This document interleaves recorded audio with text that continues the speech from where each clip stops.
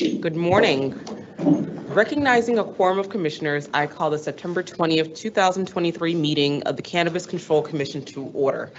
This meeting is being held remotely pursuant to Chapter 22 of the Acts of 2022 and is being recorded. Commissioners Camargo, Stebbins, Roy, and myself are participating in today's meeting. All votes taken today will be done by roll call. We have a full agenda today, and I will generally summarize. First, we will begin with opening comments from commissioners and then move into discussions on draft regulations regarding host community agreements, municipal equity, and marijuana establishment agent suitability. I anticipate this will be a live drafting session, and edits will be incorporated following discussions in order to be voted on. I will ask that commissioners wishing to comment or ask questions during any part of the meeting raise their hand to be recognized. With those initial comments, I'll turn things over to commissioners for any comments and or updates. Commissioners will go in alphabetical order. I'll begin with Commissioner Camargo, and I will give my comments last. Commissioner Camargo. Good morning. Excited to get through today. I yield it back. Commissioner Roy. Thank you, Madam Chair. Good morning, everyone. Again, like Commissioner Camargo said, just excited to continue this process and getting ready to do the work at hand. So thank you, everyone. Commissioner Stebbins. Let's go. All right. And with that, my only comments is let's get to work. We have a lot on our agenda today. We have more tomorrow, but let's continue to do the work. I'll now turn things over to Acting General Counsel Andrew Carter to continue this section on host community agreements. Thank you, Madam. Thank you, Madam. So it's my recollection that I believe we ended at D, prohibited practices. Yes. And may I ask, would you like me to read the entire section or just the section? So I believe the preference today is that we continue reading through the HCA section. For municipal equity, we'll change things up a little bit in the interest of time, but I would prefer to read it. Okay, thank you.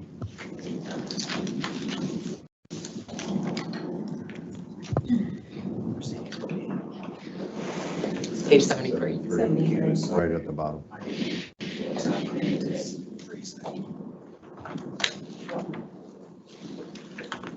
Prohibited practices.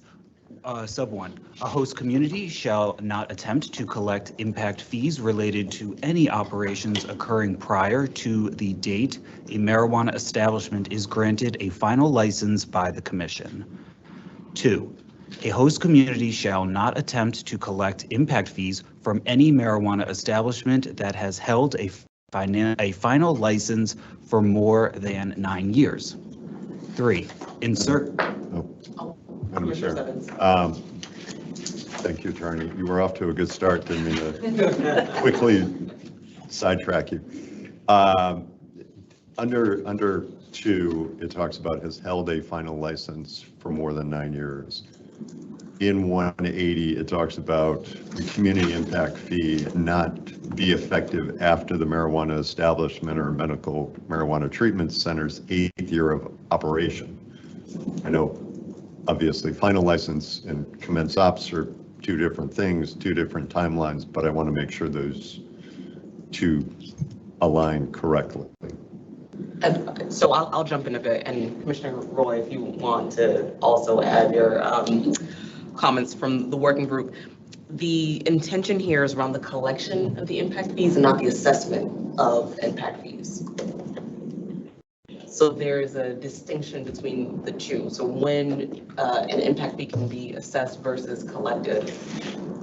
Commissioner Royal. And also the assessment doesn't happen at the beginning of year 1. The assessment would happen after for the costs incurred. Right. So you go through a year, then you receive an impact invoice. So if you open theoretically in January of 2023, you're not getting a bill on January of 2023. You're going to get a bill impact invoice a year later. So Okay, I understand. And the MMA asked the same thing in the letter yesterday. Right. So that explanation is for them too. They were questioning the 8 and 9 year, the difference in Enforcement Counsel Lopez was on our group, and Did we miss anything? Okay. It's helpful to have everyone in the room. Okay. Madam Chair. Commissioner Camargo? Yeah.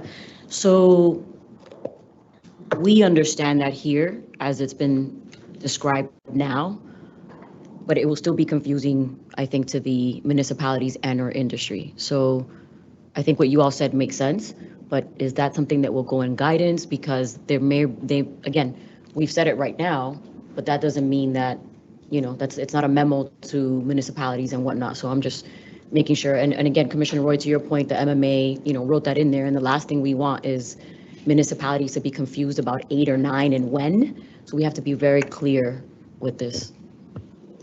I agree. And the thought, there will be a guidance document that provides more context to the regulations themselves.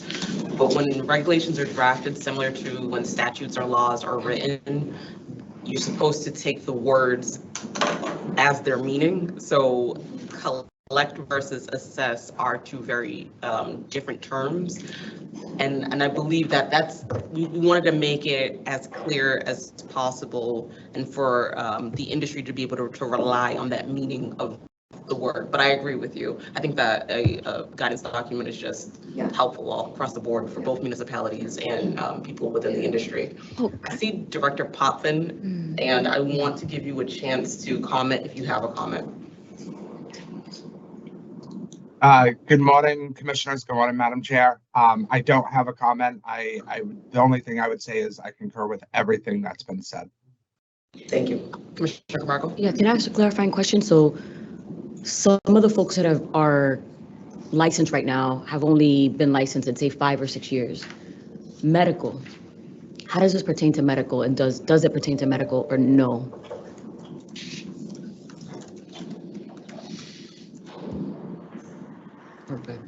Okay, Enforcement Council Lopez. Thank you, Madam Chair. Commissioner Camargo, I just want to make sure I'm understanding the question. You're asking whether or not the limitation on assessing a community impact fee after the 8th year of operation applies to both marijuana establishments and medical marijuana treatment centers? Is that the question? Yes. It does. It does. So do we know which is the longest medical treatment center that has been operating? Like, is it now, are they on their 10th year?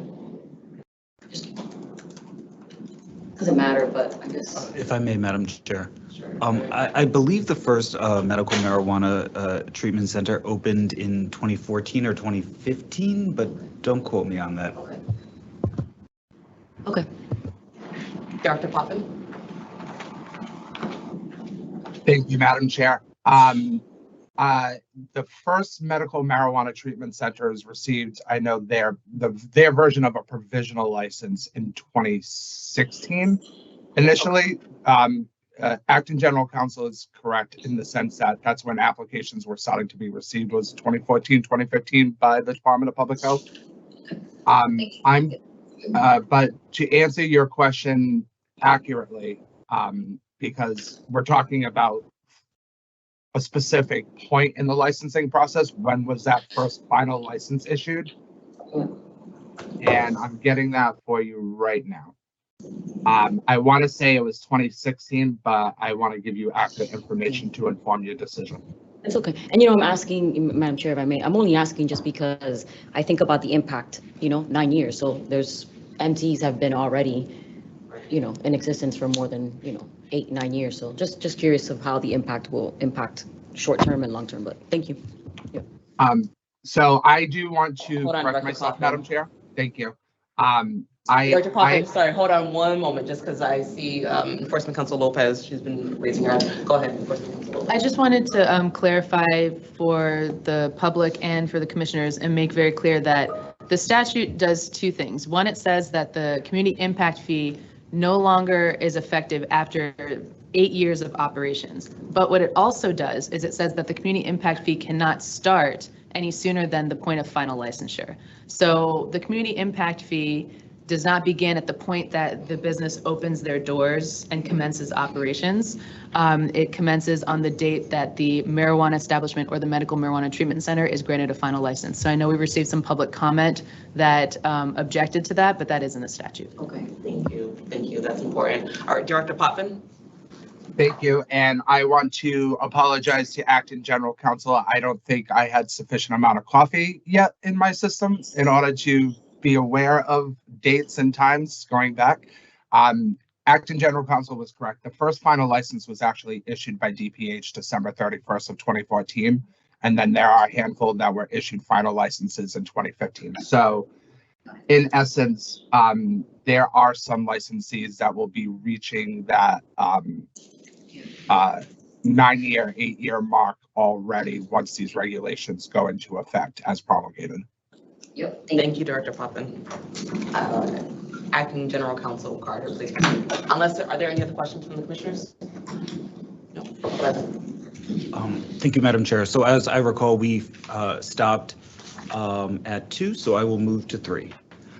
In circumstances where the licensed premises is the site of multiple final licenses, no host community may amplify its assessment of claimed impact fees by assigning the same impact fees to each final license operating from the licensed premises without regard to the distinct operations of each licensed entity.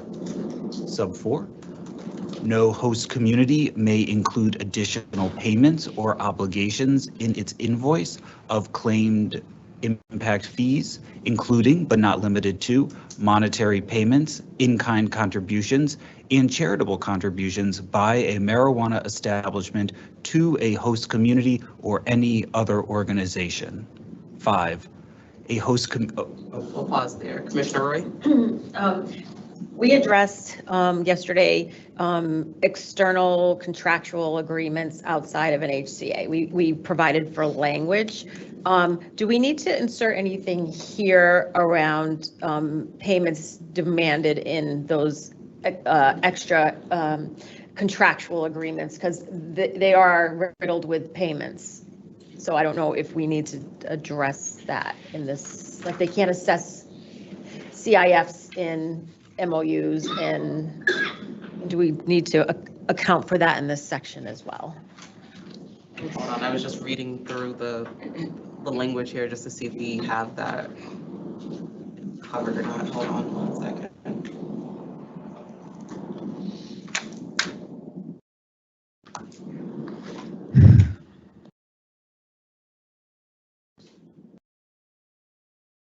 So Commissioner Roy, you believe, I'm looking at 4 here, which reads, no host community may include additional payments or obligations in its invoice or claimed impact fees, including but not limited to monetary payments and kind contributions and charitable contributions by a marijuana establishment to a host community or any other organization. You want to? Yes, I do. Like they cannot claim impact fees in extra contractual agreements.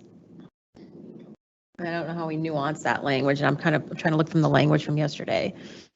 Commissioner Camargo? Yeah, Madam Chair, I think that there's more to it. I think this section, I think Commissioner Roy, you bring up a good pause, but I do have some questions and I would like to see, maybe have a conversation with legal privately at this moment. Would you want to motion for recess? Yes.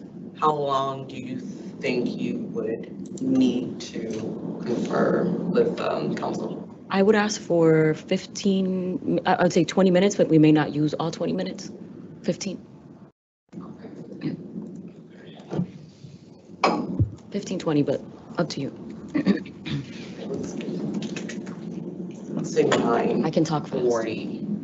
We'll reconvene at 9:40.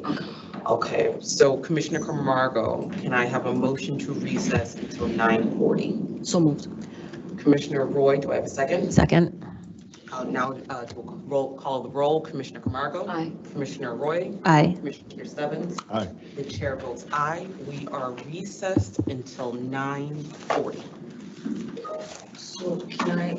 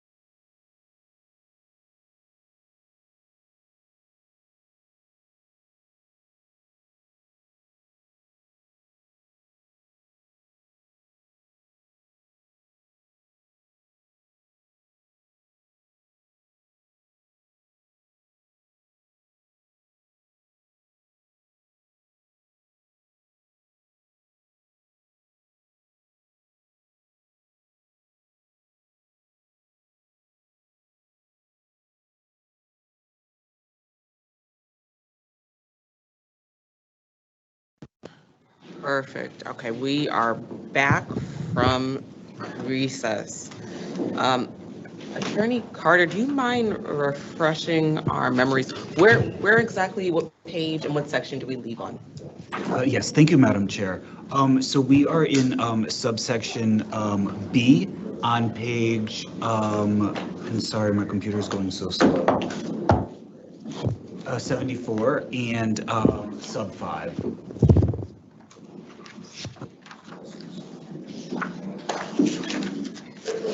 If you'd like, I will read it.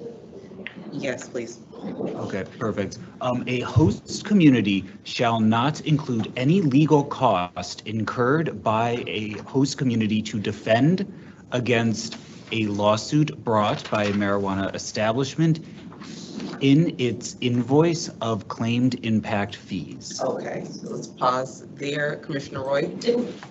We have a deliberative discussion around the previous one, and I did drop language in the chat about adding the host community may rely on other written instruments, contracts, or agreements to assess community impact fees. So Commissioner Roy, you are proposing an edit to 4? Yes. Okay.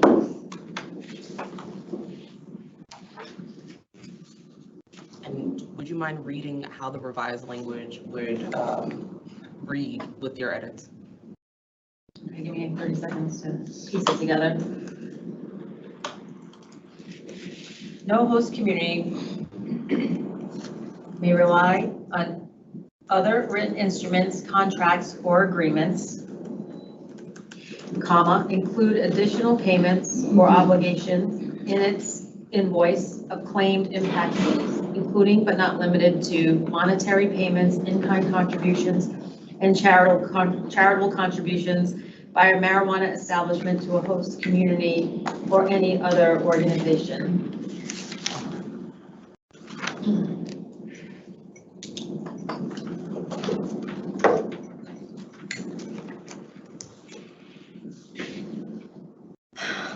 And also, I just want to locate it in the chat too. I don't see. The last thing I It's the last. Oh, did I there's- drop it? Yes. I think it's in the old chat. Okay, let me put it in the new chat. Fill up chats. Oh, we lost all the language from yesterday in the No, chat. it just goes in the day before. Oh, it goes in the picture. Oops. Okay. Want to make sure everything gets that. Now that's just, I didn't piece it together. So your amendment would add this to the beginning of 4. Or wherever this body deems fit that it makes the most sense. I am just proposing it. Okay. Are there any questions, comments, concerns from my fellow commissioners? Commissioner Camargo? Commissioner Stebbins? No. Okay.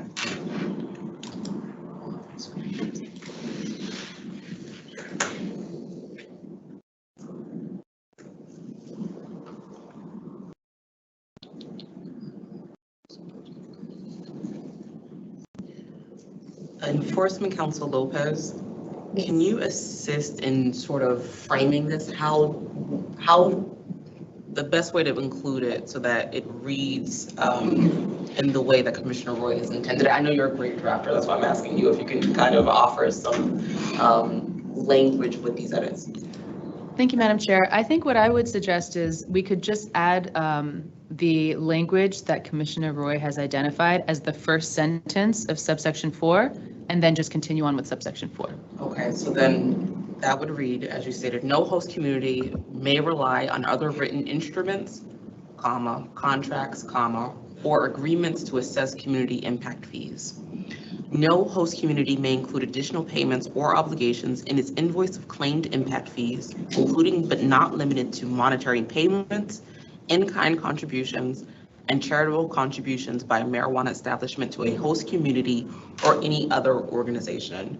Commissioner Roy? I think we can bridge them to one. No host community may rely on other written instruments, contracts, or agreements to assess community impact fees, including additional payments, and then yada, yada, yada, yada, all the way down.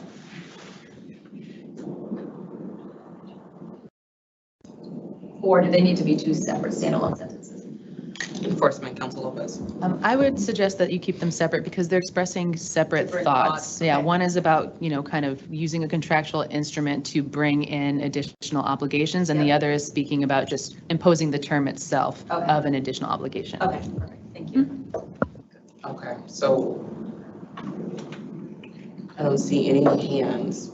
Do we have consensus on the addition of this language? Commissioner Camargo, Commissioner Stebbins, if there's consensus to include those edits. Perfect, Madam Chair. So we have added in subsection 4, the first sentence will now read, no host community may rely on other written instruments, contracts, or agreements to assess community impact fees. Moving on to I believe I read subsection 5. So if there are not edits, we will move on. 6. No host community may modify the effective date of a pre-existing CIF for any final license that becomes subject to an ownership or control change under 500-104 sub 1. Moving on to subsection C, Commission review of certification of CIFs. The Commission, through its Executive Director or Executive Director's delegee, shall review a host community's invoice of claimed impact fees and make a determination certifying in whole or in part the community impact fee that may be assessed for the preceding year of a marijuana establishment's operations based on a finding that an impact fees is reasonably related to a marijuana establishment's operation. Sub 1, a marijuana. Okay, let's pause. Commissioner Stebbins? Sorry. Sorry. No, please. Acting General Counsel Ed Carter, you're on a roll and I feel like I'm jumping in. No, that's the whole point, so feel free to jump in. This is the time. I would like to put forward for some conversation and discussion, and I'll read the language first before I drop it into the chat. Proposed language to add on to the end of C is a host community in a marijuana establishment who attest to being in agreement on the amount due or not due on the invoice of claimed impact fees may choose to not submit the host community's invoice of claimed impact fees to the Commission for certification. Commissioner Stebbins, do you mind expanding on your thoughts? Sure. In this language? I'll drop this in so you can all see it. Gotta make sure I have the right, okay.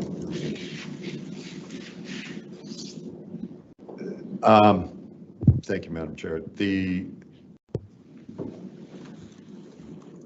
As I understand it, and I'll certainly invite counsel to offer their opinion, the criteria, the review of community impact fees, unlike the Commission's requirement to review every host community, got me to thinking this is the criteria, this is the process we are establishing. As I mentioned a couple times yesterday, there are some good relations out there between host communities and their marijuana establishments or their MTCs.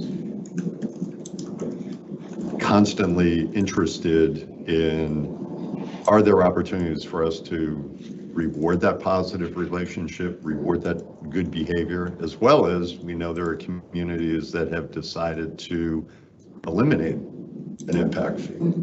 So trying to find a way that rewards that behavior without putting them through the same regulatory process that another municipality, another marijuana establishment might have some disagreement over impact fees, and that's where they are coming to the Commission to be an arbiter.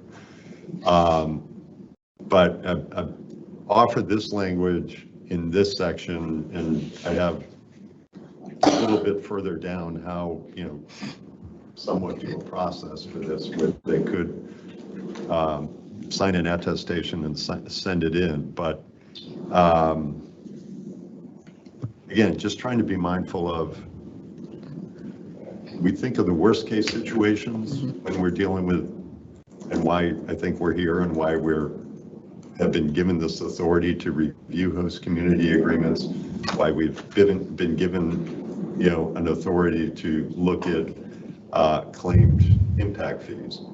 At the same time, I think all of us are familiar with cities like Boston or Northampton or Lee, which have dropped their impact fee.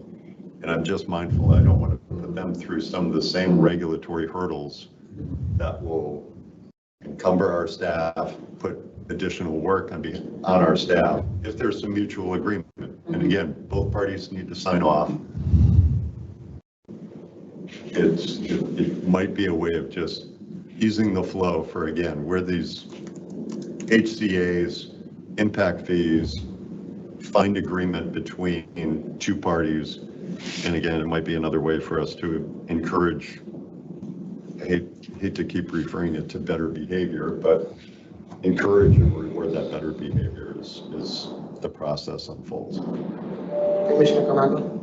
Actually, I'm going to yield to Commissioner Roy if you don't mind, because I want to listen a little more. I have a similar concern. Commissioner Roy? The only caveat, well, not even a caveat, in statute, any cost imposed upon a host community by the operation of a ME or MTC shall be documented by the host community and transmitted to the licensee no later than 1 month after the date of the annual renewal of a final license to operate the marijuana establishment or MTC, and shall be public record as defined by clause 26 of section 7 of chapter 4 of chapter 66.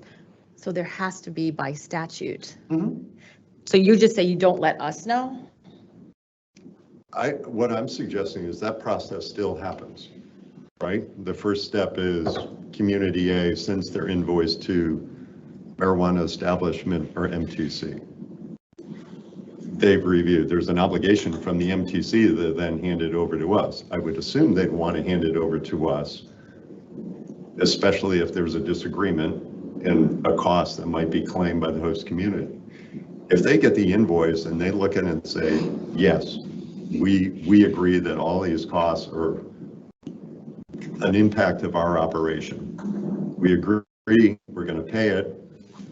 Just attest to the fact they got the invoice as required under, I think that's under 180. They've gotten the invoice, they've agreed. I think somewhere else in our regs, we also allowed that a marijuana establishment could pay a community impact fee.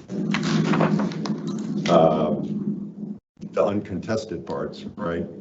I'm just saying, if there's mutual agreement and they both attest to it, they're both in an agreement that the invoice that has followed that process, Commissioner, that they can simply come back to us and say, we don't feel we need to burden the commission with reviewing an invoice that we already find we're in agreement with. Commissioner Stebbins,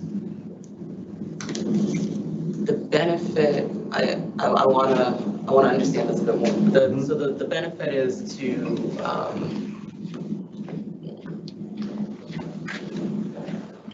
to both the municipality and the licensee in that relationship. Okay.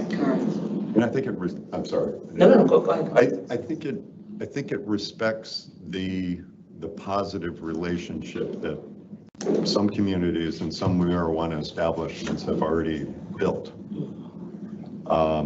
Again, we also have examples of communities that have decided not to charge a community impact fee. So why are they going through a process to have us look at essentially what might be an empty invoice because they're not assessing a community impact fee? So it's trying to streamline the process. And again, there are processes here for bad behavior. I think we should think of a wrinkle where, not a wrinkle, but an alternative for where a good practice is being exhibited and not something that relies us to essentially step and be an arbiter where we're not needed.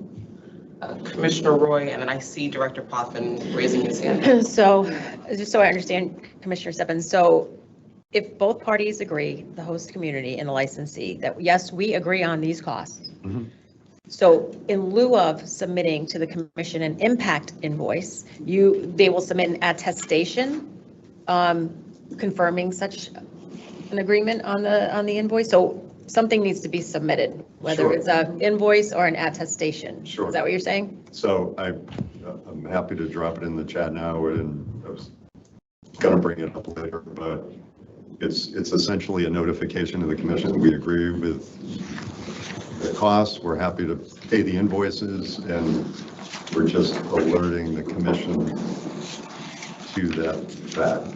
So I was thinking of adding this a little bit further down after the existing, I think number 6. Commissioner Stebbins, I now you know how my mind works. I try to think of every angle.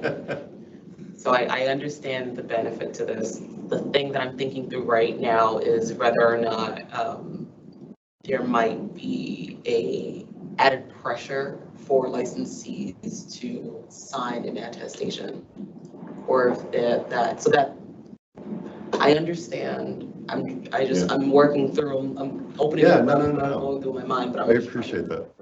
And if I might, Chair, I know that we have protections under the host community agreement piece, right, where there can be no undue influence. There can be no provision which requires a marijuana establishment to do anything to essentially allow the HCA to be agreed upon and confirmed. And again, this is, something, and so I feel that allows or protects the marijuana establishment. They can feel free to, one, make sure that's not in an HCA. There's an appeal process where they can come back to us and ask us to be an arbiter in that HCA process. This is, I think, and they can get that invoice and say, I don't agree with this. So now I am going to send it on to the commission to be the final arbiter. So I hear you, and in some ways I'm glad your mind goes there so that we're not creating a loophole or something that puts our marijuana establishments at risk. But, thank you. Director Potvin? Thank you, Madam Chair. Just to appreciate where Commissioner Stebbins is coming from. Obviously, there might be some other conversations around this. Right now, as I think we have already gone through it, there is a requirement that all community impact fee invoices, and as of right now, invoices are submitted to the commission within 30 days of the licensee receiving it from the host community. If a policy like this were to be adopted, maybe we might have to modify that language to be invoice or attestation, number one. I think the requirement to still, I think one of the other policy initiatives or policy goals behind this is not only to verify or certify these community impact fees, but to collect this information from all licensees, from all municipalities, and in some way, shape, or form, be able to publicize that information maybe through our open data platform,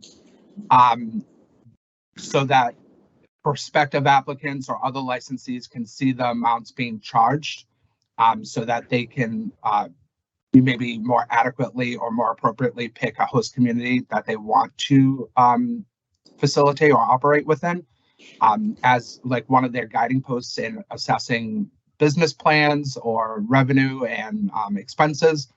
But also, I think, Commissioner Stebbins, it goes to what you've been saying as good behavior.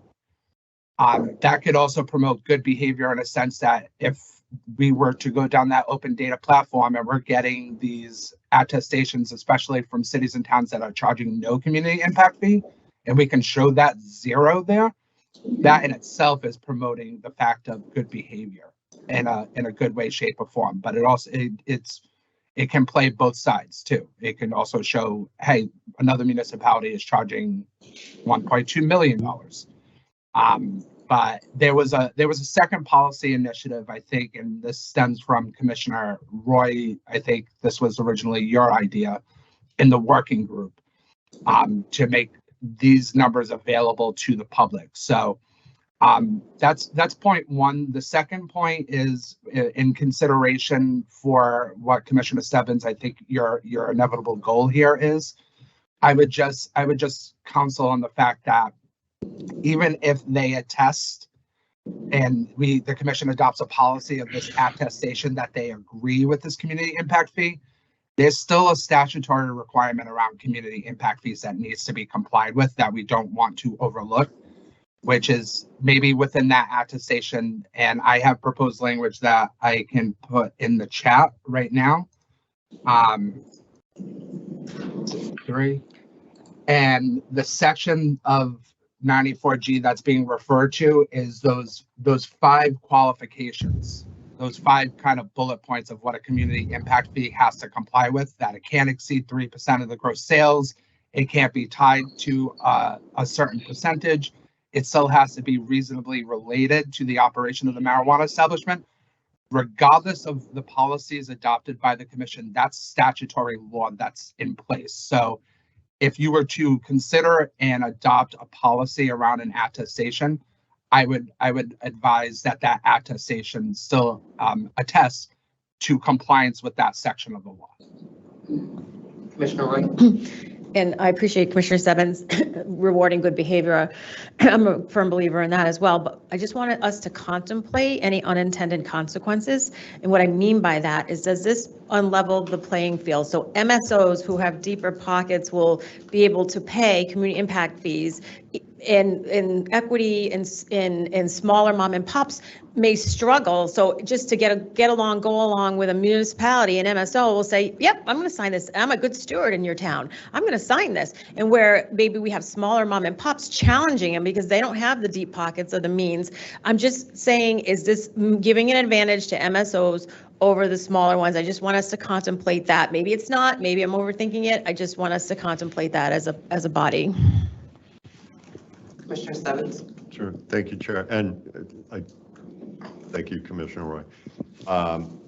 And Director Puffin, appreciate the conversation you all had about the openness, the transparency of the process, and still collecting that information. And I think there is, in hearing that interest in that goal, there's nothing wrong with somebody sending in the attestation with the invoice.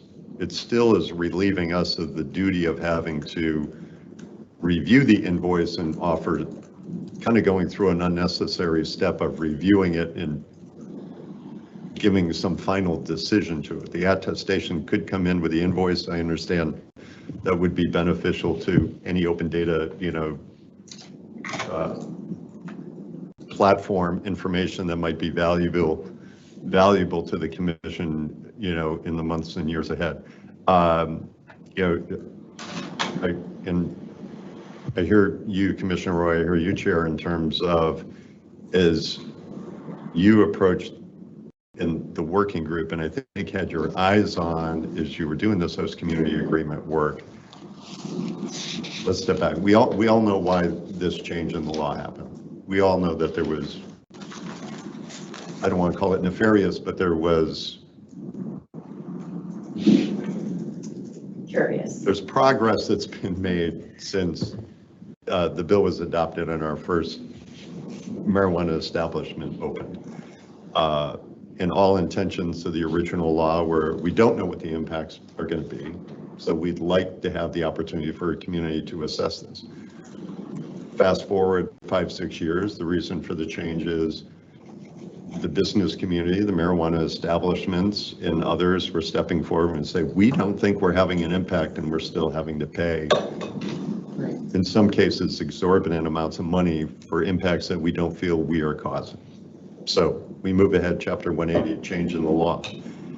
And again, I think the change in the law, to your point, and where I'm hearing you wanted to be mindful of and make sure loopholes did not exist, was to make sure, one, somebody wasn't being pressured to pay a bill. There isn't any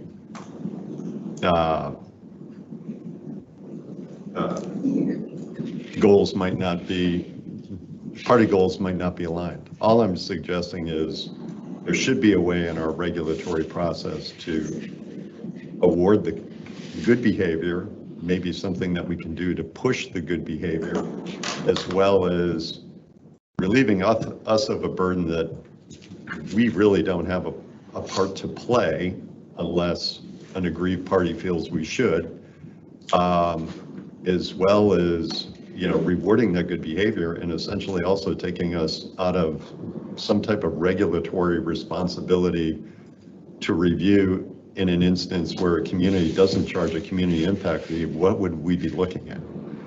So in one final point, I don't think there's anything here that necessarily puts a marijuana establishment at risk of being under any undue influence, because I think in our other parts of the regs, we provide considerable protections to give them outlets to make sure that doesn't happen. Commissioner Stebbins, thank you. Thank you for providing the explanation. A major crux of Chapter 180 was about the documentation component of prior law. Before Chapter 180, the law stated around community impact fees, any cost to a city or town imposed by the operation of a marijuana establishment or medical marijuana treatment center shall be documented and considered a public record as defined by Clause 26 of Section 7 of Chapter 4. That law existed, but we know from history, from where we are today, that that documentation has not been provided to a number of licensees.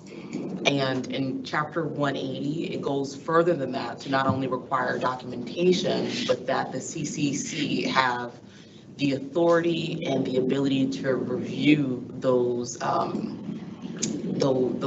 claimed impact fees. I believe this is a major component, and for that reason, I cannot agree with that suggestion, because we don't know some of the unintended consequences that might come from that, and we understand that documentation was a significant component of not only Chapter 180, but the law prior, and it wasn't provided to a number of licensees. So it was just a back and forth about, okay, I don't believe that we're causing an impact. Can we have documentation, and nothing being provided?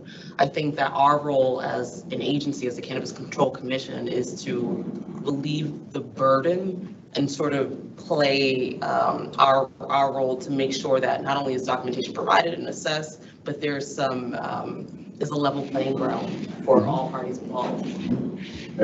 If I might, I'm not suggesting that documentation, and I appreciate you raising the very important point. This requirement of documentation was in the original law. Right. It's sad that we have to come back to it and readdress it and reclaim it in a different way. But this doesn't relieve a municipality of having that responsibility. The invoice is still transmitted, the proposed cost, the description of those costs, the reason for those costs are still transmitted under the regs that we're currently considering to the marijuana establishment or the MTC. Again, I'm just looking for that outlet that somebody says, yep, I agree with those costs.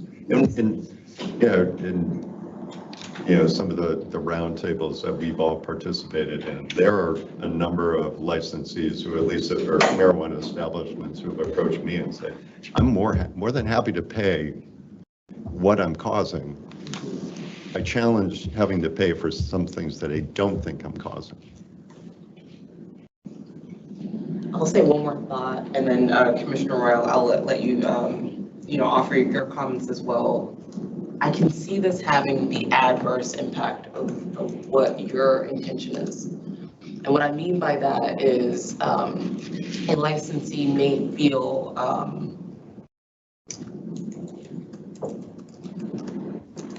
that they are, by giving us documentation, it's showing that they're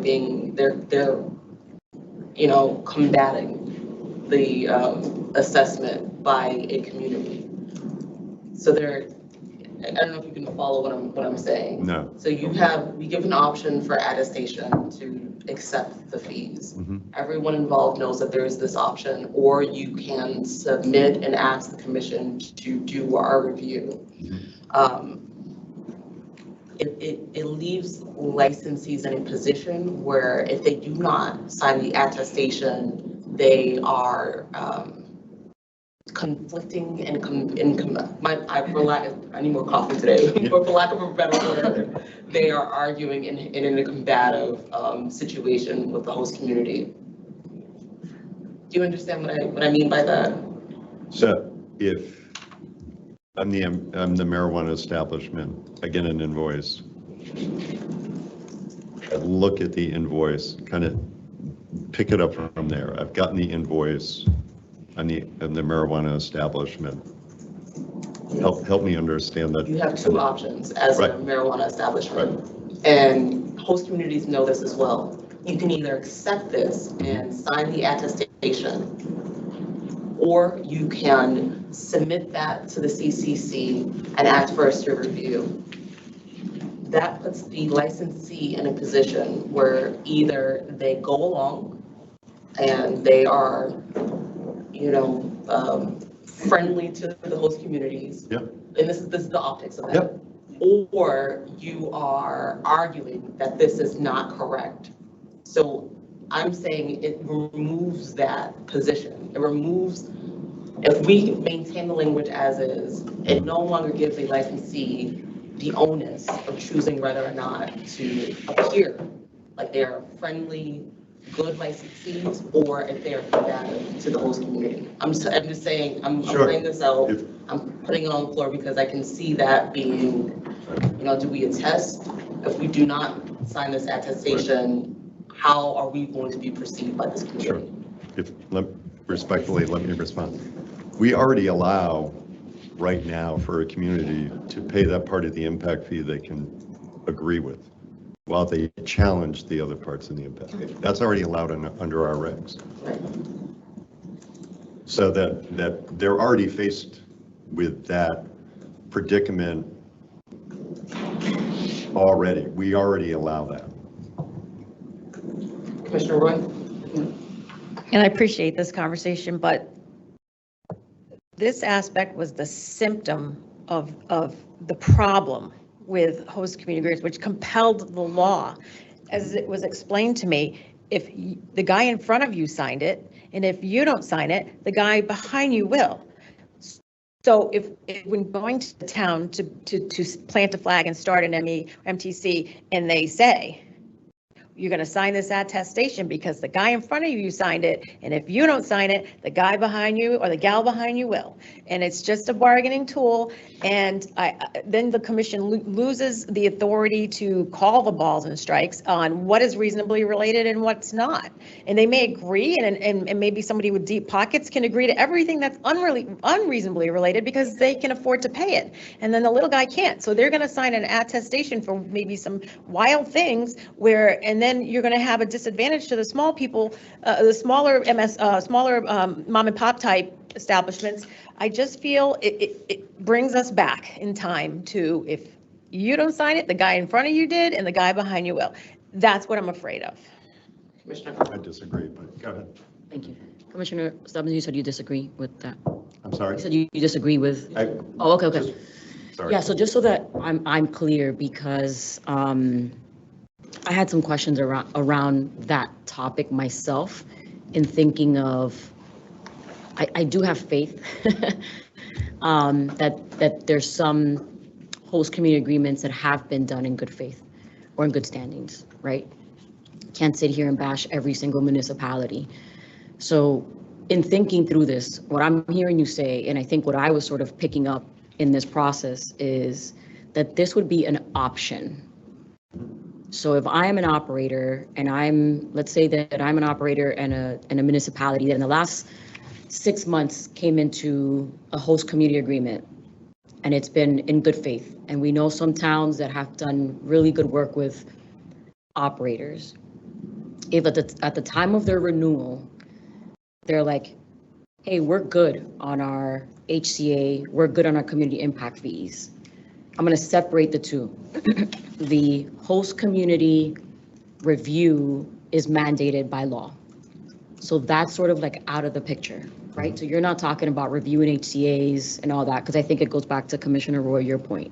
So I'm not thinking about host community agreements, even if my municipality and I as an operator are in a great relationship, we still have to go through the HCA process of review, the review process of HCA. So that's like separate, right? Mhm. What I'm hearing you say is, if we are in good standing, myself as an operator and a municipality, that at the time of renewal, I have the option and the municipality has the option to say, hey, here's my invoice, because I'm going to turn it in anyways. Mhm. But I'm also going to say, hey, I'm in agreement in terms of what these community impact fees, what our agreement is in terms of community impact fees, flag to the commission, here's the proof, but we're good. So even though while you're doing the review process, we're good, right? So I'm hearing you, and I know that Lopez has her hand up, but what I'm hearing you say is that it is an option for the moment of review to sort of send the flag to say, hey, we're both okay with this. Commissioner Concepcion, I also hear you say of the added pressure of possibly that being a piece of leverage, right? Like I was thinking the same way of like, municipality A says, hey, there's an option, we can just sign this agreement and, we're good on the impact fees, let's not get into it, right? Because, you were the last person that we signed in as an operator. So I see both sides, and I think Commissioner Stebbins, I appreciate it, and I had a lot of thought around this as well. I don't know as a practical matter, but also operationally, if it helps. But then also, what's the impact of a municipality and an operator if it's used, for the wrong purposes? But I hear you, I hear it as an option, and I hear it for the community impact fees, not for the HCA. So I hope, Enforcement Council Lopez. Thank you, Madam Chair. Very nice to hear this policy conversation happening. I just wanted to offer a couple of, one point relative to enforceability, but two, a question. So the first point that I wanted to raise is that the commissioners, as you're having this policy conversation, you should be aware that under this approach, there is the potentiality for a different standard of reasonably related to emerge from it. That is not the standard that the commission is reviewing and endorsing and approving. So if we leave it to the host community and the licensee to decide what reasonably related is, they could decide that a specific cost or expense is not reasonably related, but the commission, while undergoing its review process for all the licensees that do go through our process, could find that that cost is not reasonably related. And then you could have a situation where there are licensees that are living under very different realities in terms of what is or is not properly considered a reasonably related expense. So that's something to keep in mind. The second point that I wanted to raise is more of a question, which is if we were to go down this path and the parties were to reach their own agreement about what is or is not reasonably related, we still receive the invoice, and then on receiving the invoice, we find that the CIF has actually been improperly assessed. What would we do at that point? That's a good question. Commissioner Stebbins. Thank you, and thank you, Enforcement Council. First of all, I had a thought, and is when Commissioner Camargo was talking, and I think. I was saying it was an option. Yeah, no. And it made me think about, the good points that Commissioner Roy was making. I do feel, and again, I do want to get to Enforcement Council's point. this tool may actually work to the benefit of the marijuana establishment. I can pay my community faster. The community gets reimbursed faster because we're agreeing on the cost. So the invoice comes in from the community to the marijuana establishment. The marijuana establishment says, I agree with all the costs. I'm going to turn that check around. Community gets reimbursed. Option, the community then, should they not submit something that is palpable to both parties, runs the risk of that invoice coming to us and us declaring that a fee is. Commissioner Stebbins. All right. But go ahead. So we would receive an attestation, the invoice, but we take no action on the invoice? Correct. They're saying, we agree with this invoice. And I hear Commissioner Roy's points about the conversation you all had of, it's good, and Director Potvin mentioned that it's good information for us to have for public records, for transparency, any obligations that we have under Chapter 180. And I hear what Enforcement Council is also saying, and it's a good point, and maybe too much of a point or conversation to try to cram into our regulatory review. So I'd also entertain the option of thinking through the process where a community is not charging an impact fee. So you could sense that they would send an invoice to a community that just says $0. Mm-hmm. Yes, it's okay. Which is good, right? Mm-hmm. That's that good behavior that we're, trying to encourage. And then it's just a matter of, we attest that it's $0, no further action. It kind of takes us out of wondering what to do with that invoice when it gets here. And it just says, we attest to it, we're not going to pay it. Obviously, it's $0, but here's the information commission. There's no further review required of us in those limited cases. But so the other point, Enforcement Counsel Lopez, you raised a good question about if we receive, and so it's, in this suggestion, there's an attestation, and there's also the invoice. But the invoice contains fees that are, in fact, under our regulations, unreasonable and should not have been assessed, but the licensee agrees to it, the host community agrees to it. What is your thoughts behind a scenario like that?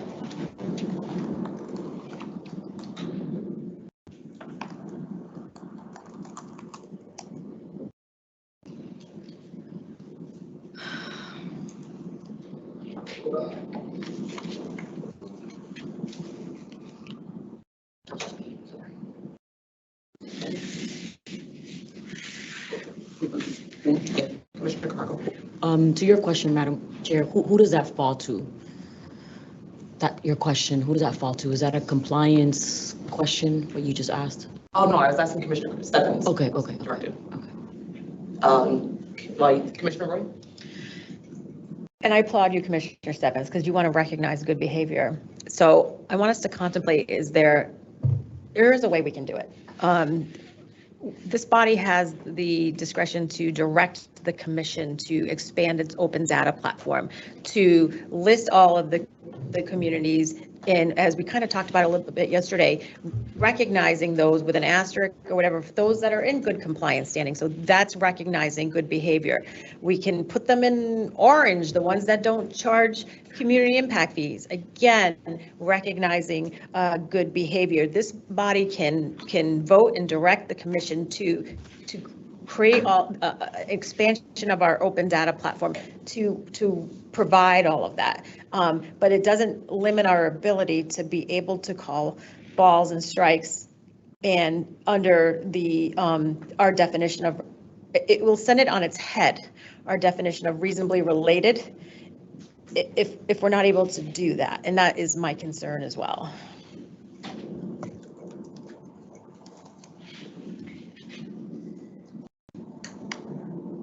Director Potvin, I see you're on camera.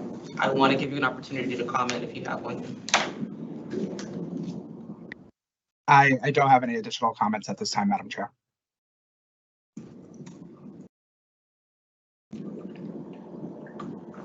So I believe we're at a moment right now. So Commissioner Stebbins, what is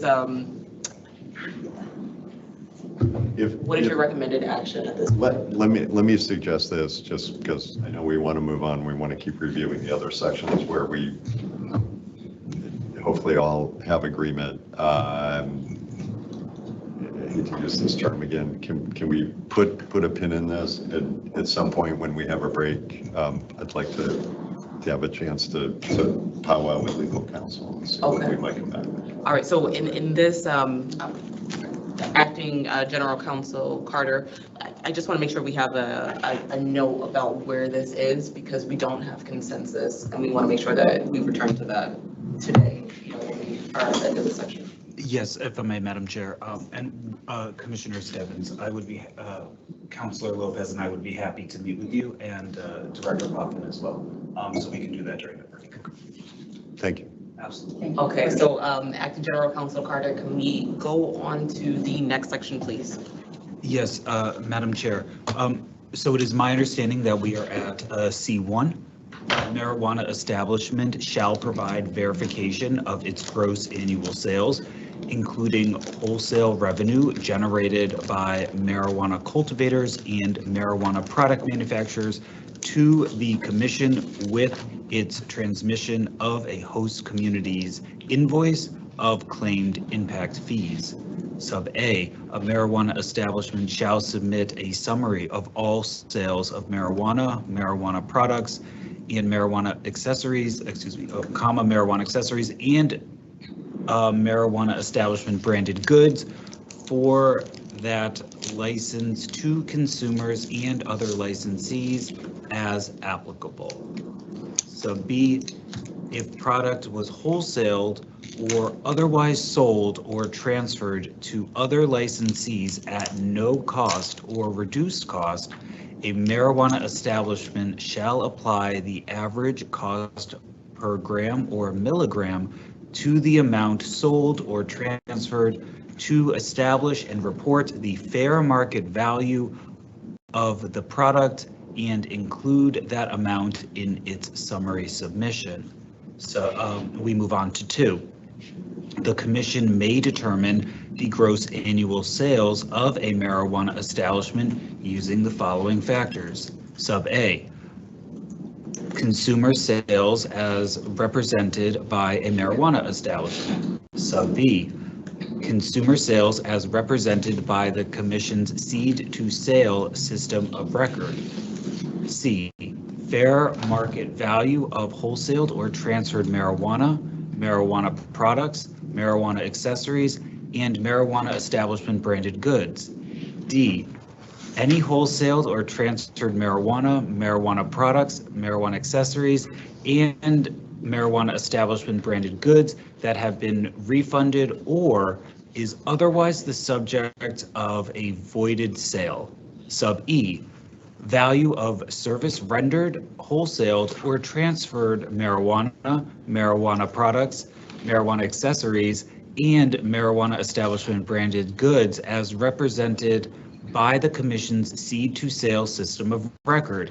F, other factors as determined necessary by the Commission to calculate the gross sales by the licensee in the absence of available information listed in this subsection. Moving on to 3, the Commission may make a final determination on gross sales relying on the factors in 500.180 sub 4 C2 and any additional information gathered. The gross sales determined by the Commission pursuant to 500.184 C2 shall be used for the purposes of the Community Impact Fee, CIF, in circumstances where product was wholesale or otherwise sold or transferred to other licensees at no or reduced cost, and shall not be used for other purposes related to other obligations, including tax filings for a marijuana establishment. We'll pause there. Enforcement Counsel Lopez? Thank you, Madam Chair. I do have a suggestion to make for this section. I would suggest switching subsections 2 and 3. By doing that, what you do is you introduce the scope of those circumstances where the commission would make a final determination on gross annual sales, and then that what follows are the factors that would be relied on in making the gross annual sales. And I just think it would clarify for the public that the commission taking this role of making the determination on gross annual sales is not across the board in all circumstances. It's only in certain circumstances. Commissioners, are we, okay, I see a head nod, Commissioner Stephens, okay, you have consent secretary as well. To split, so 3 would become 2 and 2 would become 3. That is correct, Madam Chair. And then in the new subsection 2, which says and starts, the commission may make a final determination on gross annual sales. It would say, relying on the factors in 935 CMR 500.184C3 and any additional information gathered, the gross annual sales determined by the commission pursuant to 935 CMR 500.184C3 shall be used for purposes of the CIF, and so on. That makes sense, that's what in line. I see. There's consensus, okay. Acting General Counsel Carter, please continue. Yes, and thank you, Counselor. Moving on to sub 4, the commission shall provide notice of its CIF determination to a marijuana establishment and a host community. The commission's notice will provide a marijuana establishment with the following options. Sub A marijuana establishment may request an administrative hearing before an independent hearing officer of the commission pursuant to 500 to challenge the findings of fact and conclusions of law. Any administrative proceeding elected by a marijuana establishment must be conducted pursuant to 801 CMR 1.01 formal rules of adjudicatory practice and procedure. The host community may seek intervention as a party to the hearing, or B, a licensee may seek court intervention to independently review a host community's impact fees by bringing a breach of contract action against a host community in a court of competent jurisdiction. 5, the parties may elect to bring a dispute between the parties before a private mediator retained by the parties at any time if such mediation is a term of the HCA or is voluntarily elected by the parties. 6, after a CIF dispute has been resolved, a marijuana establishment must provide proof of payment of the certified CIF with its renewal application. Moving on to 5. Yes, oh, pause there, Commissioner Camargo. So, Madam Chair and my fellow colleagues, so I didn't want to bring it up in the beginning because I wanted to sort of read through the whole section, but I would like to, for the purposes of one, legal education, public education, and sort of the situation that we find ourselves in terms of miscommunication or lack of communication. I don't know how else to sort of say it, but can someone explain to me here in terms of our legality around the date that I was trying to figure out where this would go, but the legalities of the date that this law went into effect last year and how that relates to the collection of impact fees. And, we've read letters from everyone, law firms, the MMA operators, and everyone else.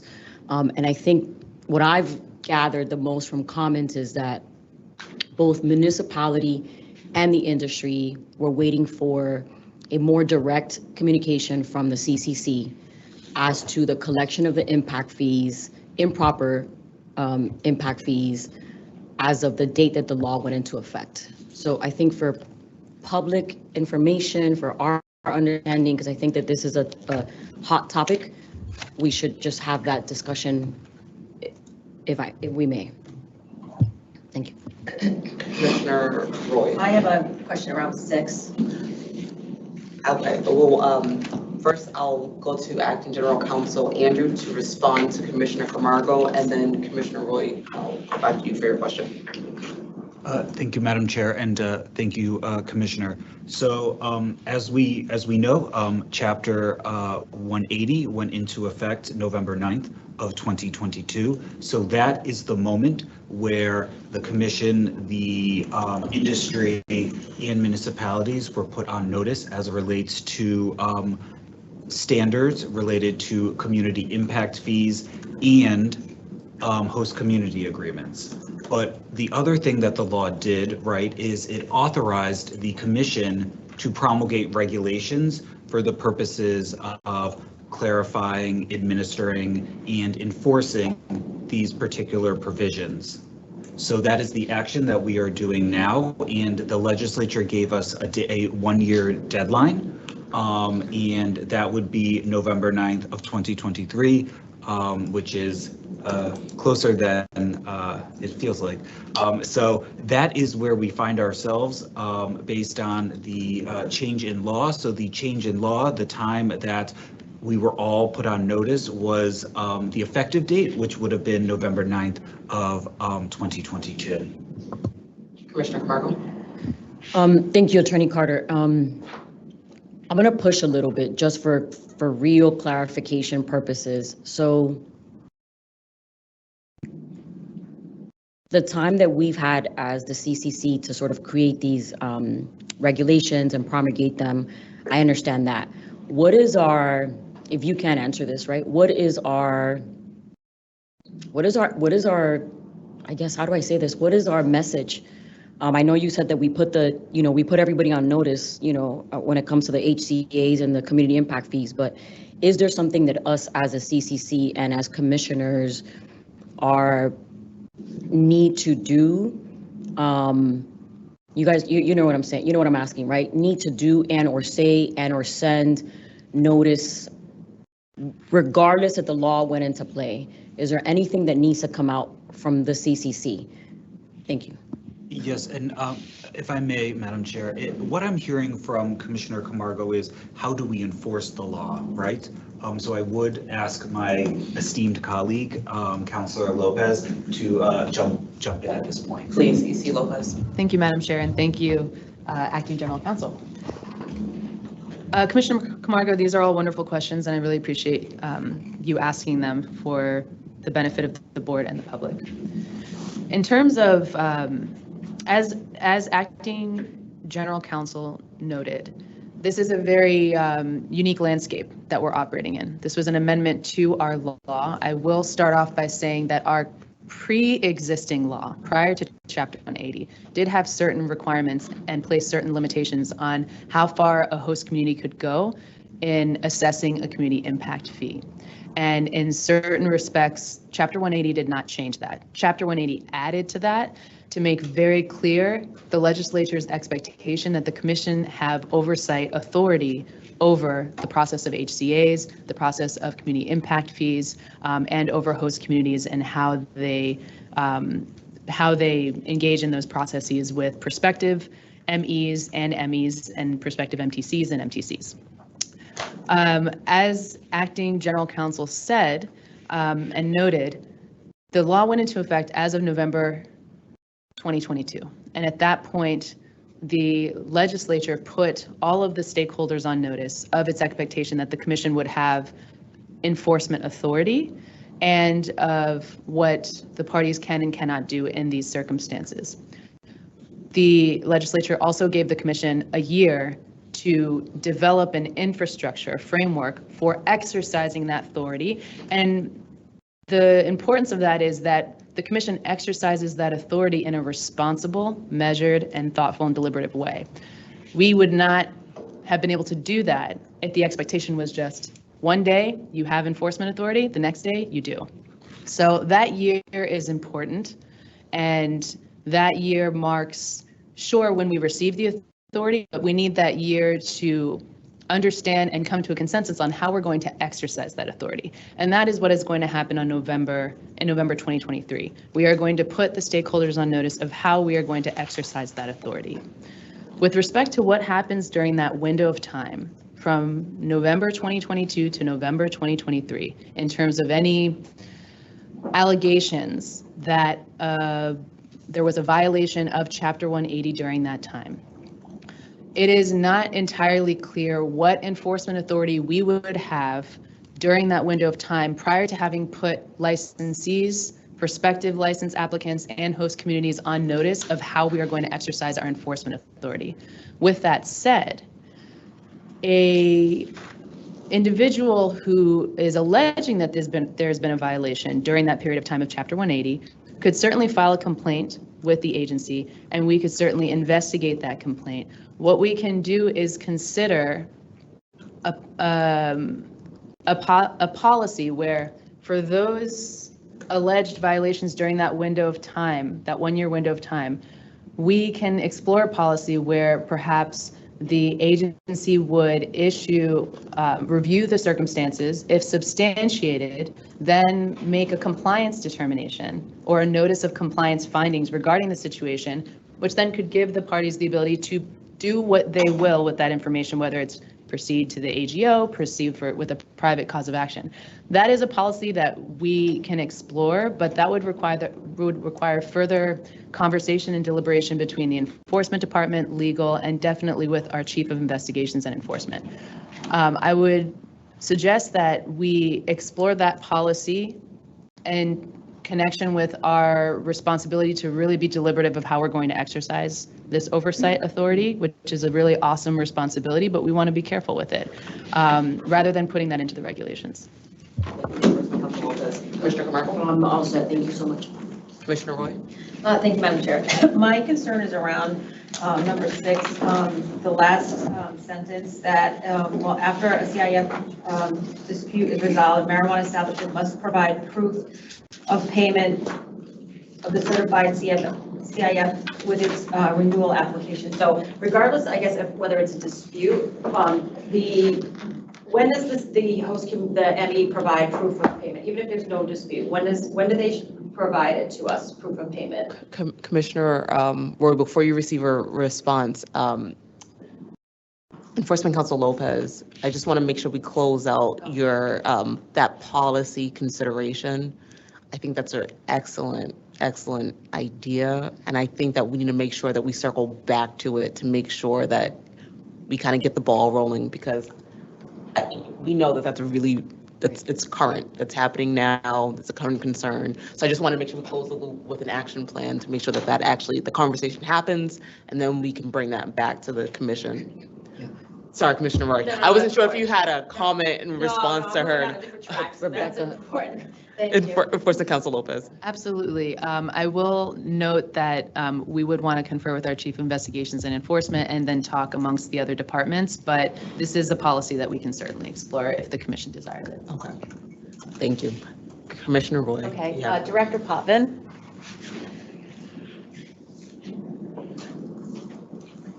Hi. I, So the proof of payment is due when? For us, a CIF, when is it due to us, the proof of payment? so just to be clear, we're talking about two separate things, as the After CIF. the CIF, whether it's disputed or not, let's say it's not, when is that proof of payment due to the commission? It would be due, per the drafted regulations, it would be due in the normal renewal application at the next point of the renewal cycle. Okay, Wait. Thank you. I think we need to revisit it, and I'll tell you why. Because yesterday we agreed to change it per council of DOR to the end of the fiscal year or 90 days thereafter, which is ever later, the payment, correct? So that's correct as a matter of policy of when they're required, when the licensee Yeah. will be required to pay it. Yes, so my concern is, and bear with me all, if this is, say the licensee, their final license anniversary and their renewal are in May of 2024, okay? So the HC has 30 days to invoice them. So they would receive their invoice on June of 2024. Okay, so the ME, well now, the end of the fiscal year is June 30th, but now 90 days after that is later. So they're gonna pay it in September of 2024, which means we're not gonna see, right, no, when are they gonna pay it? So it wouldn't be 90 days after the fiscal year, it'd be 90 days from June 1st. Okay. Just for So, clarity. all right, June, July, all right, September 1st, okay? So they'll pay it September 1st. Let's say June 1 is the anniversary date. Okay, so they pay it September 1st, 2024. So when they reapply for renewal, which will be 90 days, so now that brings us from May, 90 days. So we're not going to see it until 2025, 90 days before June 1st. You see, we're not, so what I'm proposing is we might need to change it instead of upon renewal. We might need to change that because that could kick it out. Commissioner Roy, there were a lot of dates. There were a lot of dates there. Do you mind doing the? Yeah, I know, I'm sorry, that's why I said bear with me. Okay, so an ME, their final anniversary and the renewal fall in May of 2024. Okay, say it's May 1. Okay, so now they received an invoice June 1 from the municipality. So now under our new regulatory policy, they have till either June 30th or 90 days from June 1, whatever falls later. So that brings it to September 1. They're going to pay September 1 of 2024. Okay, so their renewal is in May, right? So they got to, so February, April, all right, bear with me, March, April, May. So theoretically, we're not going to see that at the earliest until March of 2025 for impacts that were in 2023. So I'm just proposing, do we need to change that from not upon renewal? Because that's a significant amount of time. Madam Chair. Director Poffin, please. Thank you. So Commissioner Roy, I think where I'm hearing maybe some concern of where you're talking about making a proposed change is the collection of the actual fact that the payment occurred. And because in reality, we have already seen the payment that's due, which I think is probably the more important aspect, especially for licensees, and we verified and we certified and possibly even amended that amount. The fact of accepting notification that the payment has actually occurred is, I think at this point, there's not a lot of concern at that point, so much from a policy perspective. It's just capturing the fact, yes, I did pay it. I would still propose that it gets captured in a renewal application at the next point, despite the fact that I do hear what you're saying, that there's a lack in time that, we did pay this fee. The rationale for that is otherwise there's another administrative hurdle for licensees on an annual basis to go and file something again. So now, in addition to a renewal application, in addition to the submission of a CIF, we're now going to require a third time annually for them to go in and certify to something instead of baking it into an existing process, instead of making it additionally administratively burdensome. And for licensees to be, I have to keep on going into Mass CIP and I have to keep on filing things on an annual basis. I think the policy concern is mitigated by the fact that we've already seen the amount, we've already certified the amount. And during the renewal application, if you so choose, we're just capturing the fact that, hey, we did in fact pay this amount on said date. Enforcement Counsel Lopez. I just have a clarifying question. I want to make sure I'm following the conversation. Subsection 6 is referring to the expectation of when the marijuana establishment will provide proof of payment when the CIF has been disputed and after the dispute has resolved.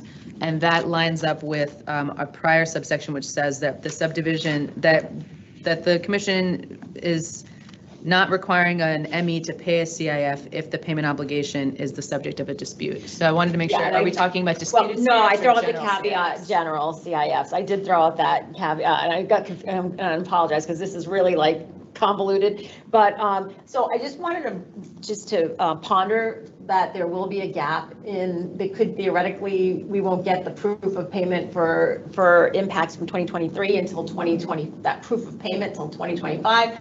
And if this board is okay with that, and you don't, I just wanted to throw it out there. I didn't want us to overlook anything.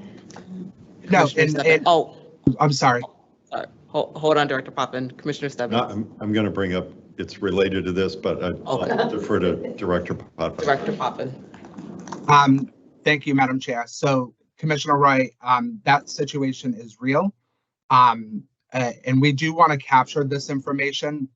We might also want to capture, like, to EC Lopez's point is, okay, you didn't pay the fee because maybe it is open litigation. We might want to capture that as well in the renewal application. But I think that is, again, I look at it from administrative efficiency and reducing bureaucracy and reducing the pressure on licensees to continuously having to update so many things, that if we can capture it in a one-stop shop, we're still capturing it. There's not a compliance issue because we've already done the compliance element of this, the majority of it, when we certified the CIF.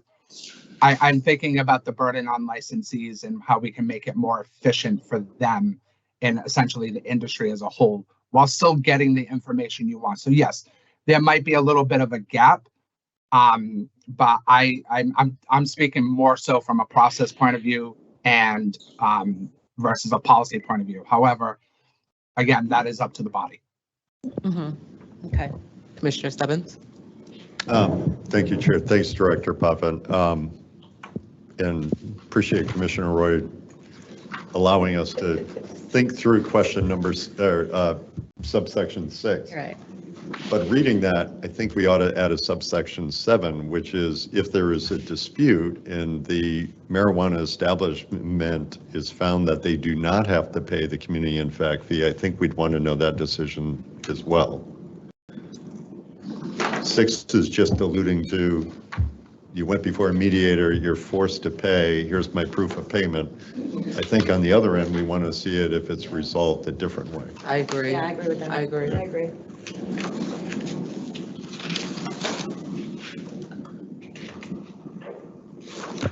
You want to propose any language? She's so good. Oh, are you already ready? Okay. Well, I was Enforcement gonna Council ask, Lopez. like, you Just Okay. restate that so we can come up with something. Okay, go ahead, Commissioner Stebbins. If I can suggest a new subsection 7, after a CIF dispute has been resolved, a marijuana establishment must provide proof that payment was not required of the certified CIF with its renewal application. I wonder if we can combine it with 6, because 6 speaks to the resolution of a dispute. And so if they're, Put it under 6 to capture both scenarios. that's what I'm wondering, because it begins with after a CIF, a community impact fee dispute has resolved, and providing proof of payment or, and what was the language, or, go ahead, Acting General Counsel Carter. Yeah, let me process it for 1 minute. Okay, but I'm thinking because this is the same scenario and it's within 6 and it might just be, Is it 2. like applicability of non-payment? And that feels clunky to me, but maybe we can wordsmith it a little bit. Yeah, we can. Counselor. Okay. I wonder, and Acting General Counsel Carter, because I believe we have consensus on the intention here. Maybe we give some space and time for the language to be developed and we can continue on. But I'm looking around. Let me see Commissioner Roy, are you okay with the addition of that? I'm completely okay with it. I just have another thought that I need to share. Okay, all right. So we have consensus for that and then we'll review the language. Okay, Commissioner Roy? Okay, this is like kind of from left field and I just got to throw it out there. So talking about, it is CIF related. So talking about CIFs, and I know we're not the Internal Revenue Service, but does the commission, do we have the authority in our regulations to recognize a CIF as a cost of doing business?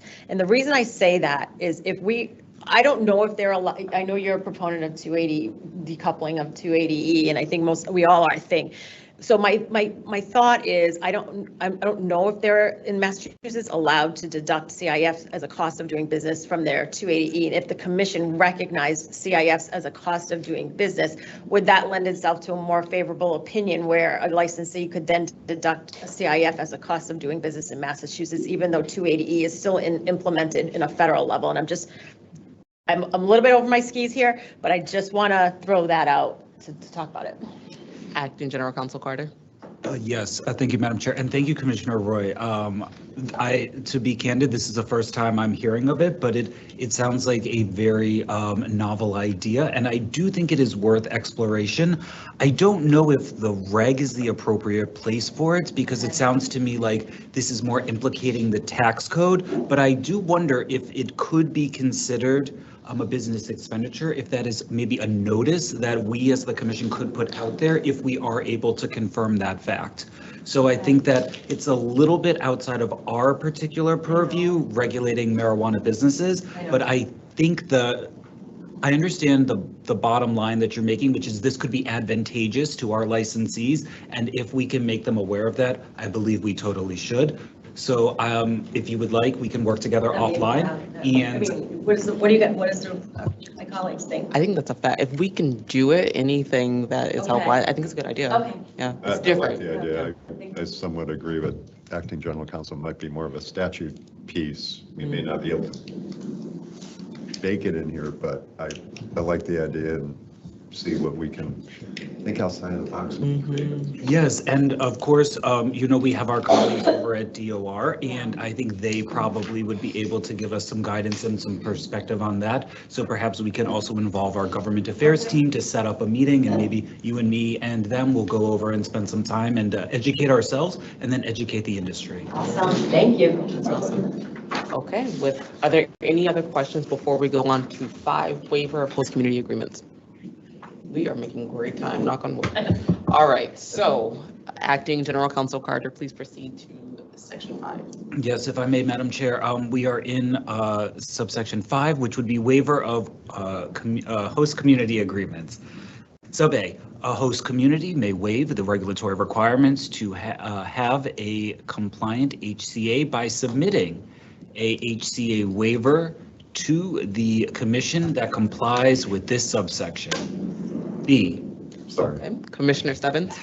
Told you I wouldn't do this again, sorry. We were waiting. I know you made a comment about the waivers, so this is. I did, and you'll hopefully be thankful at the end of the day, where we had talked about host community waiver or host community agreement waiver in previous parts of the regs as we were reviewing them. I'd asked you to kind of put a pin in every one of those places. I was entertaining or thinking through the notion of a waiver of host community review, but after some great input from my friends with the tremendous legal minds,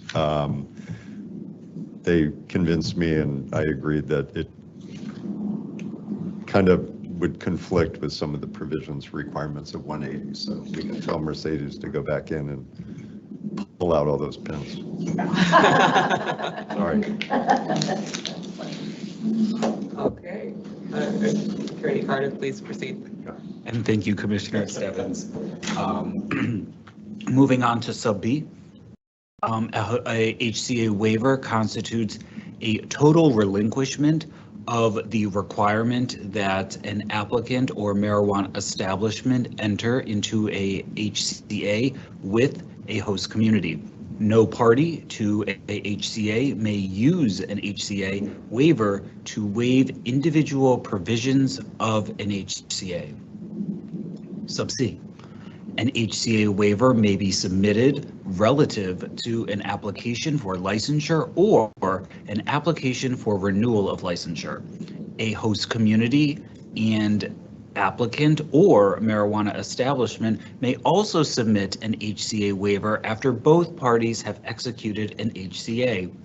Sub D, acceptance of a HCA waiver is limited to the specific application or license numbers stated in the HCA waiver request.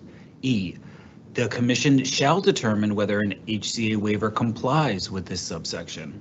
F, an HCA waiver that sets an expiration date or any conditions is deemed non-compliant. H, if a host community elects to submit an HCA waiver, a host I'm sorry. We'll pause there. Letters are hard. Commissioner Roy? If I'm understanding that one correctly, that means once you sign a waiver, it's in perpetuity. My reading of that subsection, Commissioner, would be that they are not allowed to put a time frame. Yes, so it would be the entirety of the term. There's, Enforcement Counsel Lopez? If we continue on to subsection I, though, it does say that an HCA waiver may also be, it's in full force and effect until such time as it is rescinded, and a waiver may only be rescinded on commission approval of an HCA subsequently executed and submitted by the parties, if that helps. Commissioner Roy? All right, I think that helps. Are there any other questions? All right, and my apologies for skipping G. An HCA waiver determined to be the result of inducement is deemed non-compliant. H, if a host community elects to submit an HCA waiver, a host community's submission shall be in a form and a manner determined by the commission and include at minimum the following information. 1, identification of the specific application or license number intended to be exempt from the requirements to have a compliant HCA. Identification, sub 2, identification of a licensee applicant or marijuana establishment in a manner consistent with both the business entity name certified and recorded with the Secretary of the Commonwealth of Massachusetts and the business entity name stated either in a license applicant's license application or on a marijuana establishment's license record as maintained by the commission. 3, printed name and signature of the individuals authorized to represent and act on behalf of a host community. 4, printed name and signature of the individuals authorized to represent and act on the name of an applicant or marijuana establishment. 5, the date of each party's signature. And 6, an attestation that the HCA waiver was mutually agreed upon by both parties and executed in good faith. I, an HCA waiver is executed and recorded with the commission, an HCA waiver that is executed and recorded with the commission remains in full force and effect until such time as it is rescinded. An HCA waiver may only be rescinded on commission approval of an HCA subsequently executed and submitted to the parties. Okay, we'll pause there. Commissioner Roy? Thank you, Madam Chair. So the printed name and signature of the individuals authorized on behalf of the HC and the ME, does this take into account for electronic signatures, and do we need to provide any language around that? If I may, Madam Chair. Yes, that's another interesting question, especially with COVID, the idea of a wet signature versus an electronic signature. The way that I would think about it, and I would also welcome Councilor Lopez's involvement, which would be, this is an interpretation issue. So as if you would like us to put here that it has to be a wet signature, we can put that in. I'm not saying that, I just don't know. Yeah, I think it's an interpretation issue. So I think I personally would interpret this section to be both a wet and electronic signature because it is written more broadly. But I also don't know if Director Potvin or Councilor Lopez has any thoughts. Enforcement Counsel Lopez? So I'll just note that I concur with Acting General Counsel. This, and I'm sure Director Potvin will be able to speak to this further, but this will be a form that will be prepared by the commission in terms of what this could be a form. I believe form and manner. Yes, it says submission shall be in a form and manner determined by the commission. So there's room for guidance further on some of these more detailed points. Okay. Director Potvin? Thank you, Madam Chair. I do agree with Councilor Lopez and Acting General Counsel Andrew Cotter. And to your point, Commissioner Roy, generally speaking, in contract law, there is case law to back up that any representation of a signature by a party in any form and manner where they're signing on that line is in fact should be considered their actual signature in whatever form it comes in and however they write it. So that's also part of our existing practice currently anyways. Thank you. Acting General Counsel Carter, please proceed.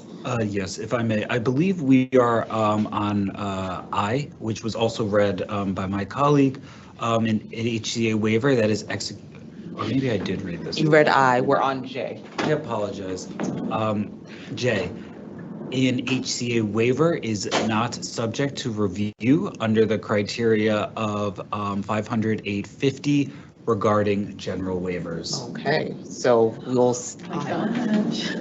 I know that was the end of the HCA section, but now I want to make sure we go back to the sections we had pins in and figure, go ahead, Enforcement Counsel Lopez, please. Thank you, Madam Chair. Before we go back and go over the pins, I just wanted to alert all of you that I did put proposed language for a new subsection 6, which the commissioners all agreed to in policy for you to weigh in on in terms of the actual language.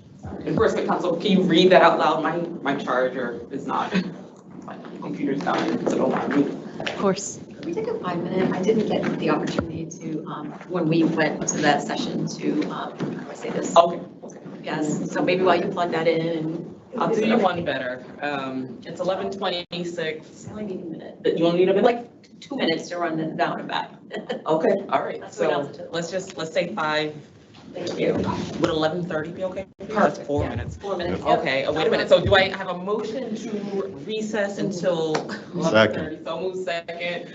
Commissioner Camargo, call the roll. Commissioner Roy. Aye. Commissioner Stephens. The chair votes aye. It's unanimous. We are now recessed until 11:30. I gotta make sure.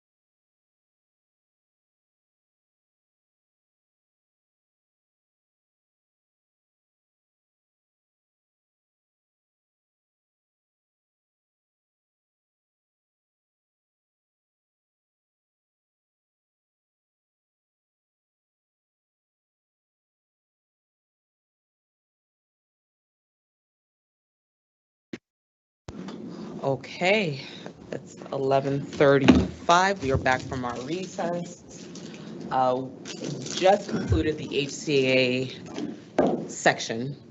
Now, Acting General Counsel Carter, this is a good time to review the sections of the HCA provisions that we've put pin-ins. Can you kind of go through, hold on one moment, Enforcement Counsel Lopez? Madam Chair, if I may, would you like to confirm the commission's consensus on the language for subsection 6 before we do our pin work? Yes. Enforcement Counsel Lopez, can you restate the proposed language again, please? Absolutely. So what this would be a replacement, a new 935 CMR 500 184 C6. And it would read as, after a CIF dispute has resolved, a marijuana establishment must provide proof of payment of the certified CIF with its renewal application. If a marijuana establishment prevails in a CIF dispute, a marijuana establishment must also provide proof that its CIF payment obligation has been eliminated. Now, Commissioner Stebbins, you offered this suggestion, which I do believe was a really good recommendation. Do you believe that this language is sufficient to your overall intention? Yes. Okay. Thanks. Commissioner Roy? I really like the language. My only question is if the ME does not prevail and is therefore liable for the cost, do we need to be notified as well? That's what the first sentence speaks to. Must provide. It does? Oh.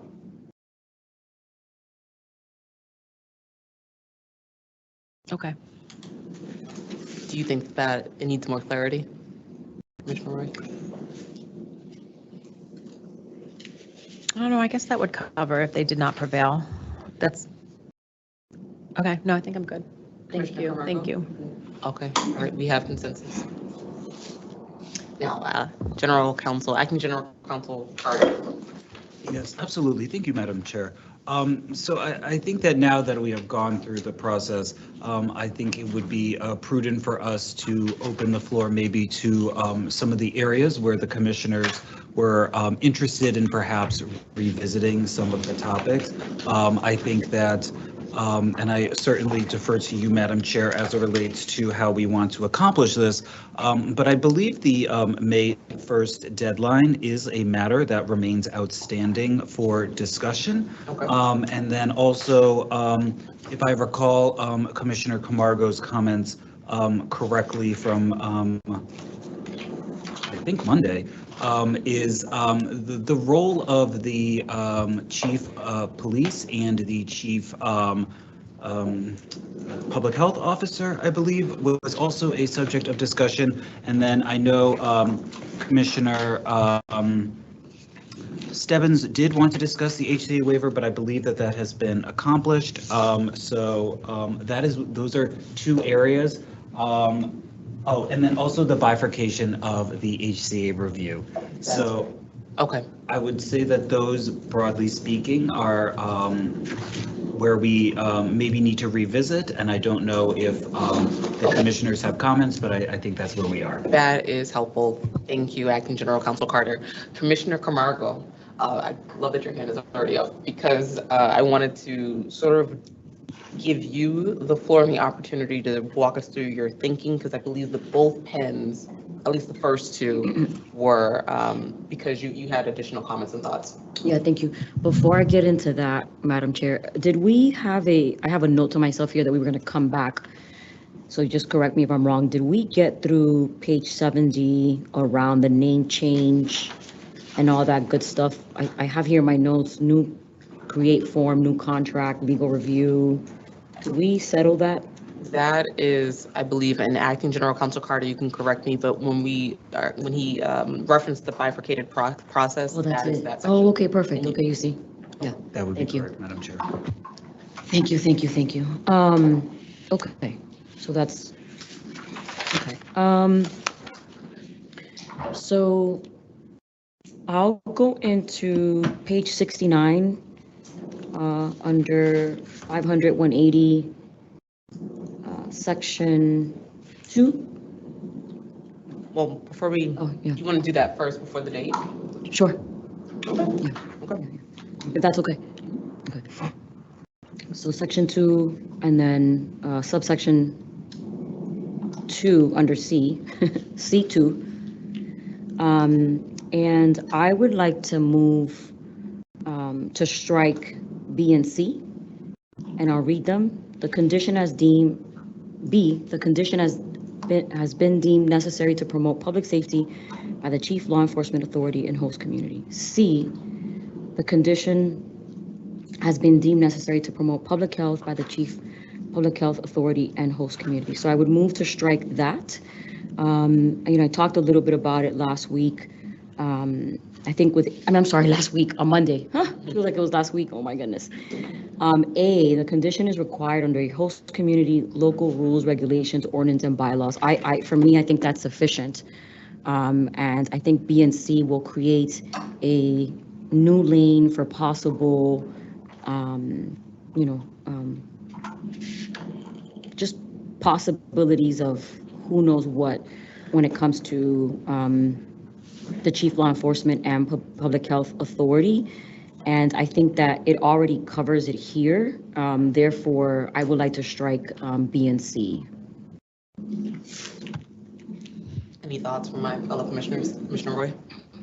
And thank you, Commissioner Camargo. I appreciate the discussion. I look at it differently, that having B and C provides a check and balance on a unilateral decision by a select board, or I feel it provides a check and balance.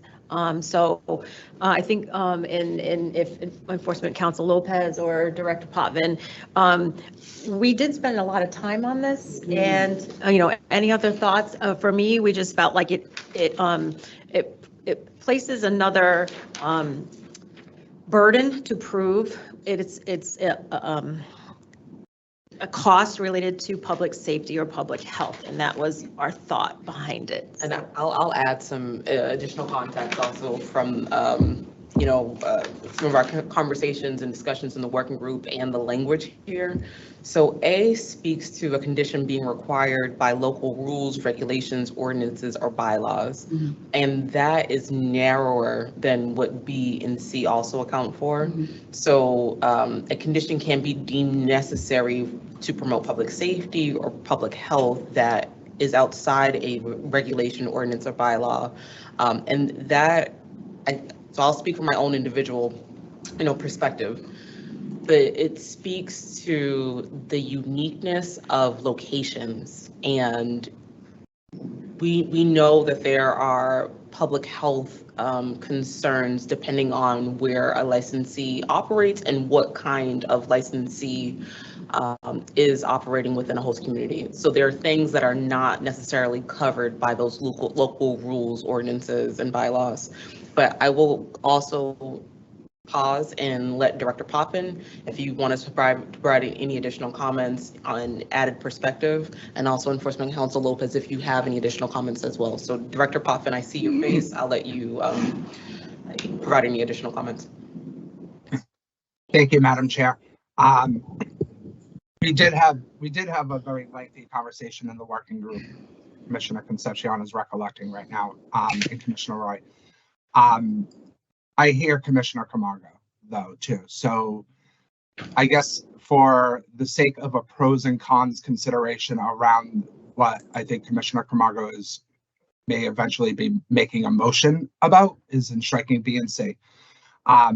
Commissioner Concepcion is right, and I said this a couple of times yesterday, there's not a one size fits all governmental structure here in Massachusetts.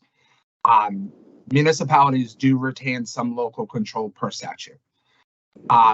However, that's the that's the one side of the argument. The other side of the argument, and I think this is where Commissioner Camargo is going, and please correct me if I'm wrong, Sure. Commissioner, is that A is narrow, A is predictable, because when we talk about local rules, ordinances, or bylaws, we're talking about a democratic body voting and approving rules, or in the sense of if B and C were stricken, even a public health body like a board of health or a police department, they have rules that they've adopted that has gone through presumably some type of process for them to be officiated and promulgated or in some way enshrined or codified.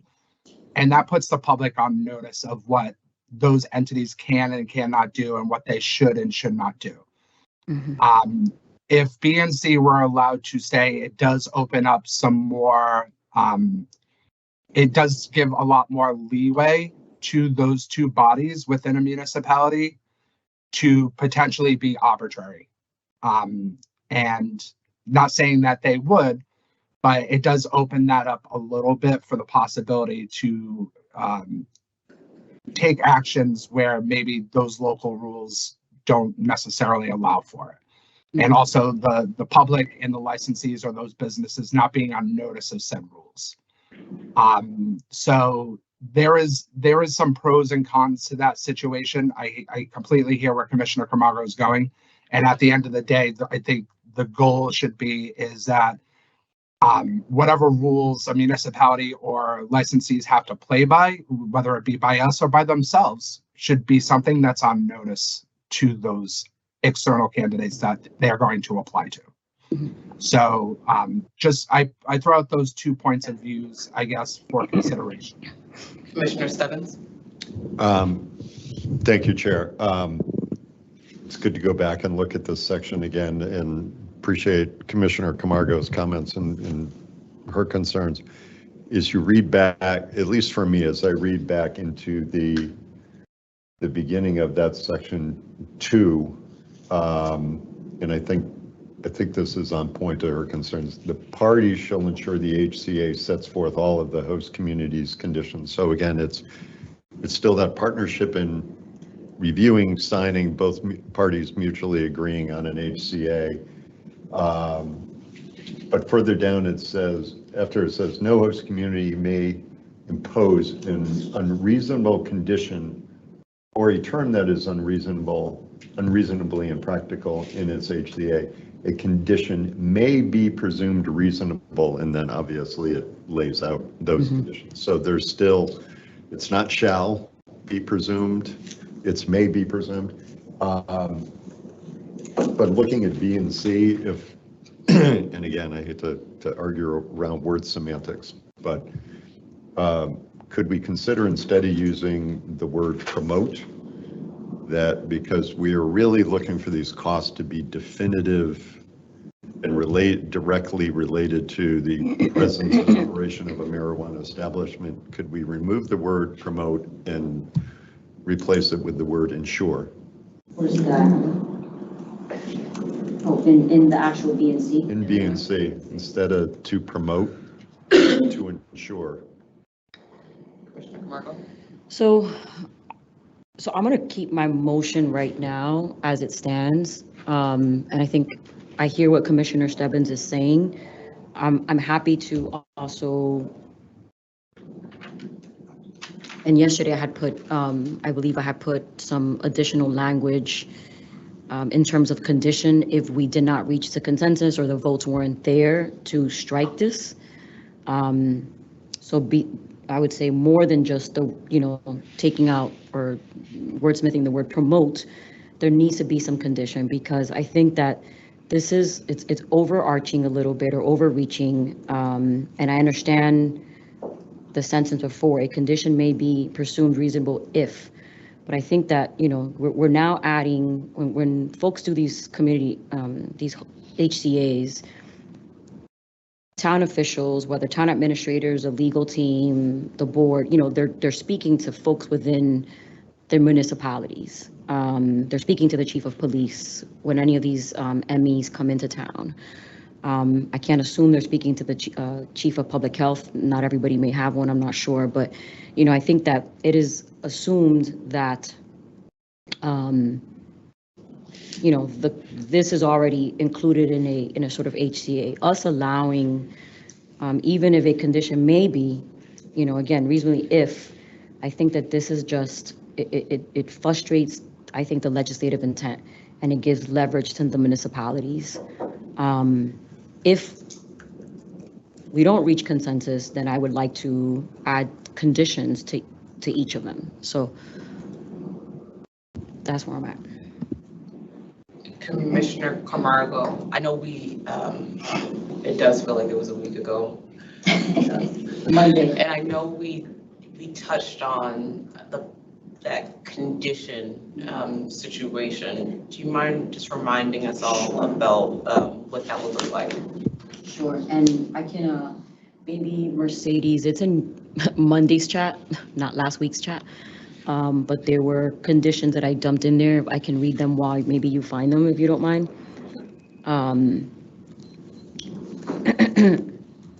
So this would sort of be the rewrite. The condition is required under a host community's local rules, regulations, ordinance, or bylaws and applies to non-cannabis businesses or is determined by the commission to be reasonably related to operation of a marijuana establishment or medical marijuana treatment center in compliance with the state law.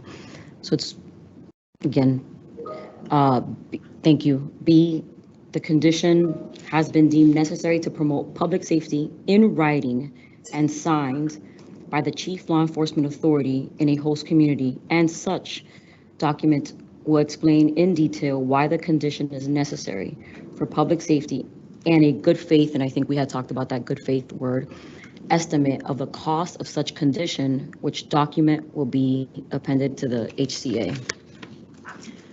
And then for C, similar, the condition has been deemed necessary to promote public health in writing, signed by the chief public health authority in a host community, and such document will explain in detail why the condition is necessary for public health and in good faith, an estimate of the cost of such condition, which the document will append to the HCA. So very similar. So if we're not in conciseness or the votes are not there in terms of striking B and C particularly, I just think that we need to make it very clear to B and C that there needs to be documentation and there needs to be, it needs to be reasonably related, because introducing this will allow for, and you guys, I mean, I won't say you guys, I'll just speak for myself, but I've heard the stories of, oh, you have to pay for the sidewalk that's not even close to the ME's, location, or you have to pay for this, or you have to pay for that. Stuff that is not related to the cost of the operator. Any public health official, which I support, obviously, can come up with a host of things that they will now need due to, a marijuana establishment being in their town. I don't think we do this for alcohol. I don't know. I don't know what other businesses, go through when it comes to this. But I'm with the reform of HCA and everything we've done today. I feel confident that municipalities and operators don't need this in the language. So that would be my take. In the, yeah. All right, I don't mean to cut you off. No, I'm done. Thank you so much. Okay, Commissioner Roy, please. Thank you, Madam Chair, and thank you, Commissioner Camargo. So my question would be, does G cover that? In other words, the condition is otherwise deemed reasonable by the commission based on particular circumstances presented by the HCA, and would it also be covered in, would have to be, if it's deemed necessary for public health by the top public safety officer or public health officer, all responsibilities and stipulations will be listed in the HCA, and we are going to certify the expenses. I feel like there's a check and balance on it, and this might be duplicative, but I just want to see if you agree there's a check and balance on that, the legal team. If I may. Acting General Counsel Carter. So ultimately, I do believe this is a policy decision for the board. Some words that sort of jump out to me, necessary. I think that's critically important. And then I think the comment by Commissioner Stebbins also is very interesting as well, because promote seems maybe a little bit more broad. Ensure, I think, maybe narrows the scope. And I also think ensure ties back to the word necessary. So it's necessary to ensure, which maybe narrows the scope a little bit as well, which is what I think potentially Commissioner Camargo is suggesting as well. But ultimately, this is a policy decision for the board. So I would either suggest consensus or a motion to move forward. Commissioner Camargo, there's a few thoughts. I'm wondering if we can combine your amendments with Commissioner Stebbins' amendment to read something along the lines of the condition. So I'm looking at B. This would probably, the same sort of amendments would follow in C also. The condition has been deemed necessary to ensure public safety by the Chief Law Enforcement Authority and a host community, but also including that in writing and signed component so that there is documentation. Absolutely. We had a pretty extensive conversation around the term good faith, so I would be opposed to including that language here, but would that be something, sort of, what are your thoughts around that sort of amendment? I'm okay with the amendment because I think it covers, I'm sorry, I don't feel well. It covers the purpose why I want it striked. But I hear you all in terms of G as well. And if we're not going to strike it, then I would rather see an amendment and condition to it. And thank you, that's a great suggestion, but I'd like to hear from Director Potvin. We keep going back to administrative impacts, and I just want to hear from him. Maybe there's none, maybe there's some. You know, this is yet another document, we talked about that. Oh, you're saying for us to review by having additional? Yeah, I just want to hear from him because we keep circling back to that, and it's important, and maybe there are zero, but this is another thing to upload, another thing to review, and I just want to get his perspective. Director Potvin? Thank you, Madam Chair. Commissioner Wright, can I ask that you kind of phrase the entire question, please? Okay, so if I understand the condition correctly, in its proposed form, that, let's see, the chief public safety or public health officer, the condition has been deemed necessary to ensure public safety in writing and signed by the chief law enforcement authority in a host community. And such document will explain in detail why the condition is necessary for public safety, period. How does that work on your end? So, so if that was the proposal, Commissioner, again, I think we got to be careful because now we're talking about addendums, of which we now have a rule. I think there's already a proposed rule that there shouldn't be any miscellaneous documents outside the HCA. So that might conflict. In my opinion, it does. I would think that I would recommend that if there needs to be some security or some type of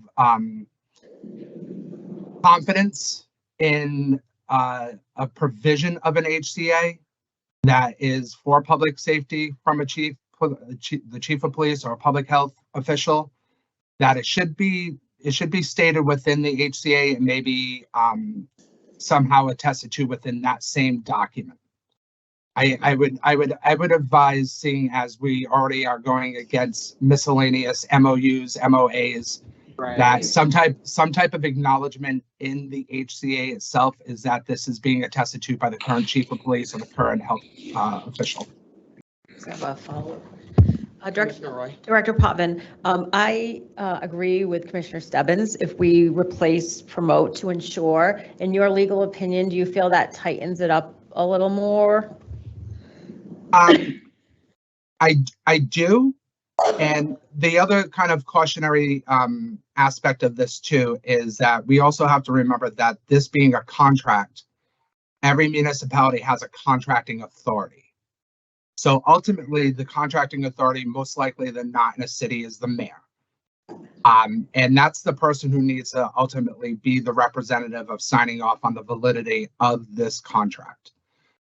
So that's another piece that I would throw out there for consideration. And I think if the contracting authority is attesting to the fact that maybe a provision within the HCA is necessary to ensure public safety, then I think there could be a presumption that that is a reasonable condition. Does that make sense? Yes, thank you. Commissioner Camargo and then Commissioner Stebbins. And I see you in Enforcement Council, so, and Commissioner Camargo. Yeah, thank you. Thank you, Kyle. I hear your legal opinion and I appreciate it. I think, you know, you guys said it earlier, this is a policy matter. So I think in the interest of policy, you know, I still sort of stand by my thoughts in the sense that and I hear what Commissioner Roy asked, excellent question, Commissioner Roy.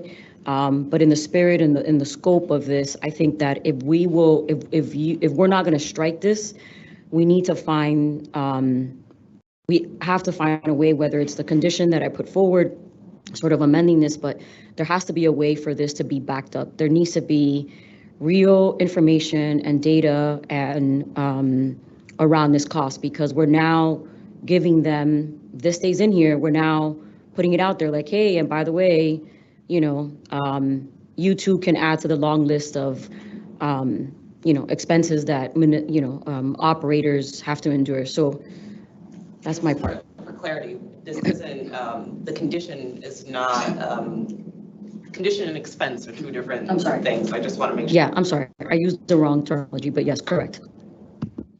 Commissioner Stebbins. Thank you, Chair, and thanks to my colleagues for the discussion.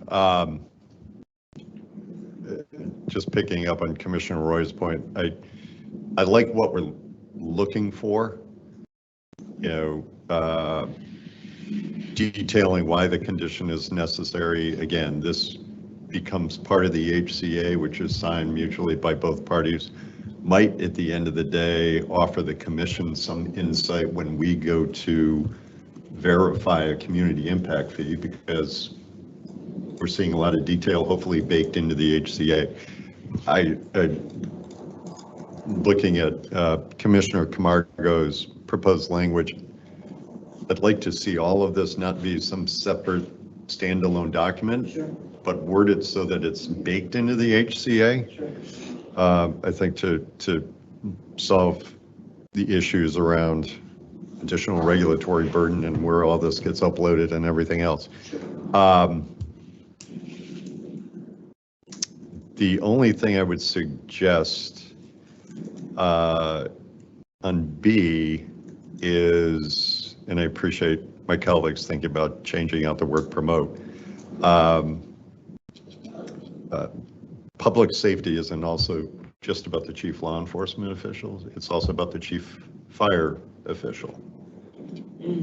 And I think we're missing that unless we think that, I'd like to add that in there. And obviously, again, every community calls that person by a different title.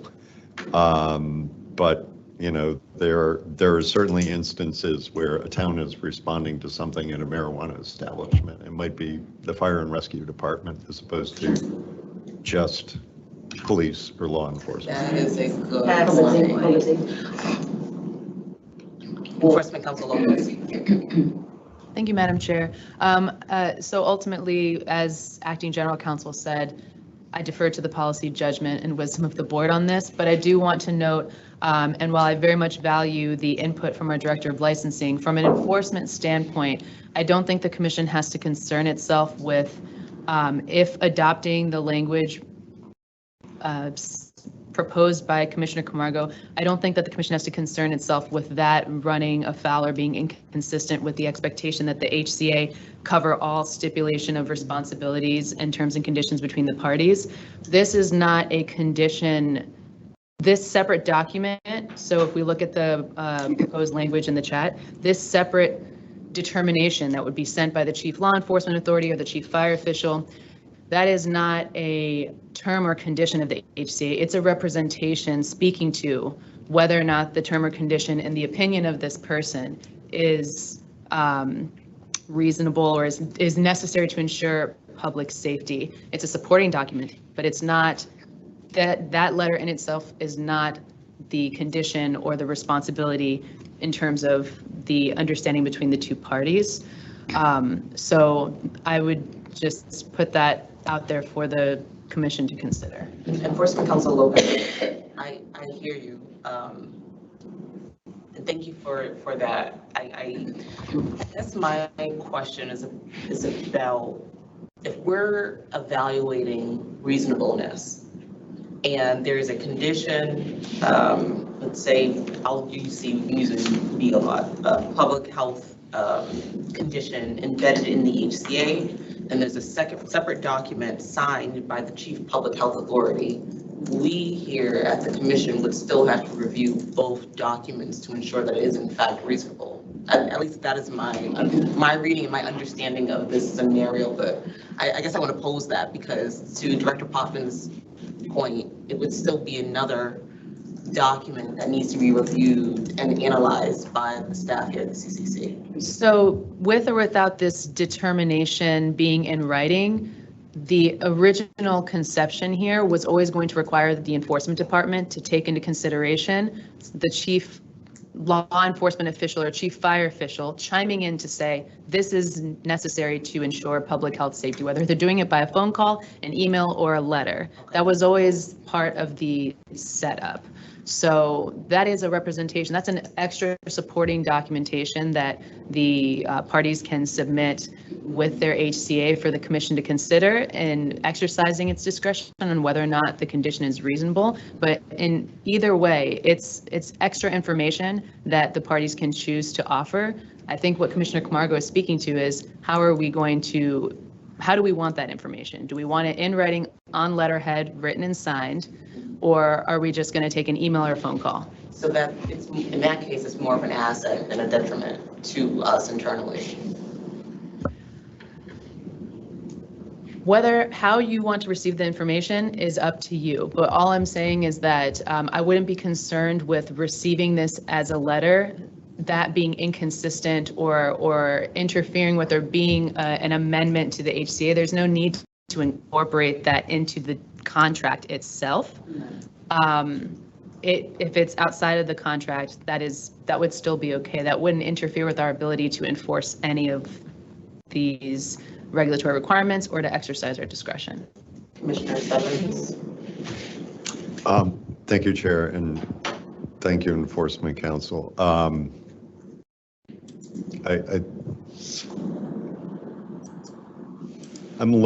think Commissioner Camargo's intent, and I won't speak for her, but where this is placed is that we're looking for it to be part of an HCA. We've stressed kind of throughout our deliberations on HCAs of no external agreements, no other contracts, no other agreements. We're trying to boil everything back down into the HCA document itself. So I'd rather find an opportunity to reword this to say, put all this information into the HCA. This is kind of under the section it's coming from. And avoid the hassle, both for us, both for the community, both for the marijuana establishment of creating some other documents that are floating out there somehow. Commissioner Roy. Director Potvin talked about each town has a contracting authority, a signatory, if you will, and the commission will review all responsibilities and stipulations and will review all assessed impacts. Demanding or requiring this letter requires another document to be signed by someone other than the contracting authority of the municipality. And even we're going to review all of this anyway. There's checks and balances on this. And it adds another layer. And what does it do to the HCA process if we got to hunt down another letter? We're going to review it anyway, and it's going to be expressly stated. and signed by the signatory, the contracting authority in the town. And now we as a commission are designating, we're asking for another signature. And to Commissioner Stebbins' point, it just adds another layer, another document that we have worked so hard throughout this process to avoid. Director Potvin. Thank you, Madam Chair. I think Commissioner Roy brings up a valid point and a statutory requirement that the HCA is the only document that can actually have the conditions that stipulate all responsibilities between the parties. Now, I agree with E.C. Lopez in the sense that we do get letters from chiefs of police. We do get them from the local health officials, but there will be a conflict in which if we got a letter from, say, a chief of police, the chief law enforcement in a municipality that is establishing a requirement of a licensee that is not in the HCA, that is signed by the contracting authority, I do not think I think based on existing law, we would not be bound by it and we would not be able to follow it. Enforcement Counsel Lopez. Thank you, Madam Chair, and thank you, Director Potvin. I agree that if the letter were to establish a requirement, that is not something that the commission would have to factor in or take into consideration. But this is a letter seeking an opinion, and it can be provided voluntarily by the host community or the licensee, either one, for the commission's consideration. And the language that is on the table is essentially that. It's offering the ability for the opinion of the chief law enforcement authority, fire official, public safety officer.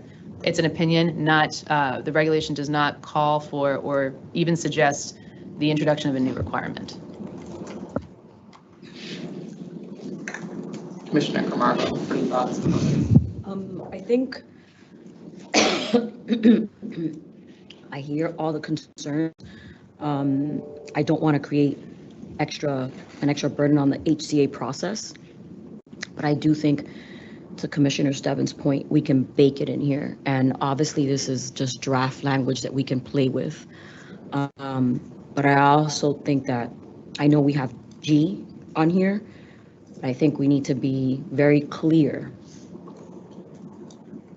in providing some conditions so that it is either in writing or that we have some kind of documentation or language within the HCA process if these two entities decide to, place some type of condition or some kind of need. So my scope here is that there needs to be some type of proof or detailed in terms of why. So however I think we do that, I mean, again, we can do it on consensus, we can do it on vote. I respect the process. I just think it's important to have something in there, whether we bake it in. Again, don't want to create an extra hurdle on the HCA process. I hear that loud and clear. So Commissioner Camargo, I'm trying to step away from the actual language and envision the scenario where that would be necessary. So this section speaks to conditions contained within an HCA.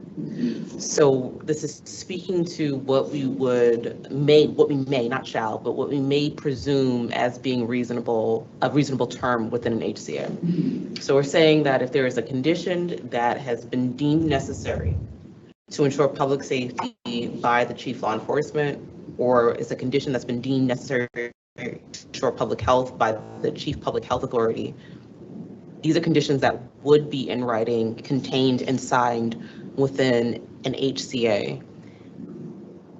But then we still evaluate.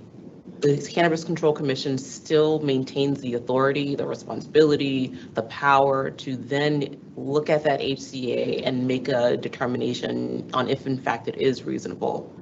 So I think I'm struggling. I'm just being completely transparent right now. yeah, of course. I'm struggling to get an example. So can I, if I may, yeah. So I think you're reading it and you're interpreting it like that, Yes. which is fair.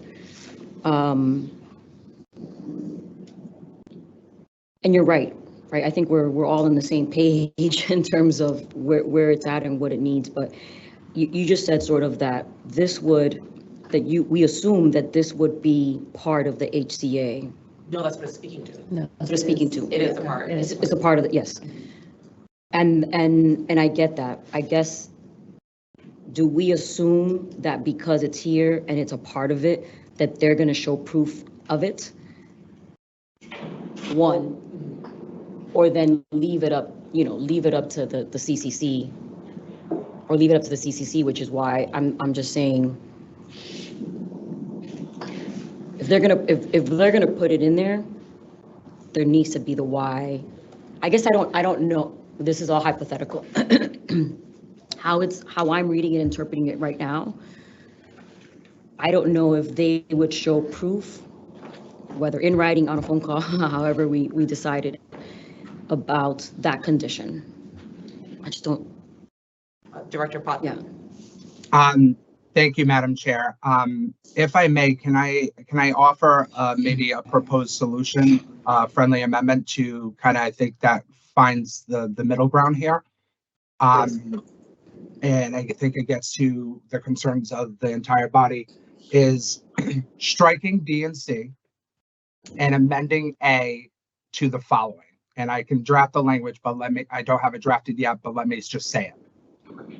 Is the condition is required under a host community's written and established local rules provided for or by the public safety or public health officials within the municipality, regulations, ordinances, or bylaws. So then in the HCA itself, if they are relying on a public safety or a public health rule, it has to be already established and written, and they would have to state it within the HCA so that there's reliance on something that already exists, and it reduces the possibility of it being arbitrary.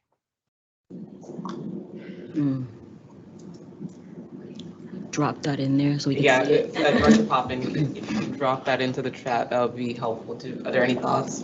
Commissioner Roy? I think that's definitely a possibility. My concern was that by creating a burden to require an opinion, a written document, that singles that out to a different standard than the rest. So in other words, say there's 10 conditions. We're putting targeting a burden where the other ones don't have to meet. Not everyone has that written proof that you're seeking. And are we targeting certain stipulations over others with an additional burden that doesn't exist for the rest? Commissioner Ward, just who are the others, just to refresh my memory? Anything else in the document, are you going to require written proof? Before you, Director Potvin, and the language that you offered, was there a writing component involved in that, or was that just, I don't think I heard you say anything about writing, so I just want to make sure Still writing. I'm sorry, Madam Chair, if I may. Yes, please. The language is being dropped in the chat. It does have a component of written, but it could just be that could be stricken just to be established.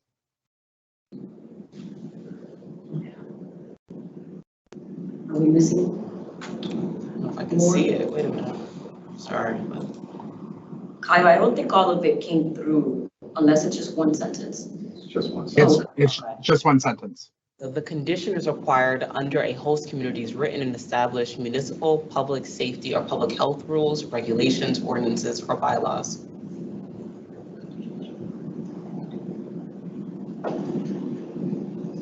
Good. You're good? You good? Commissioner Stebbins? Unless he tells me otherwise.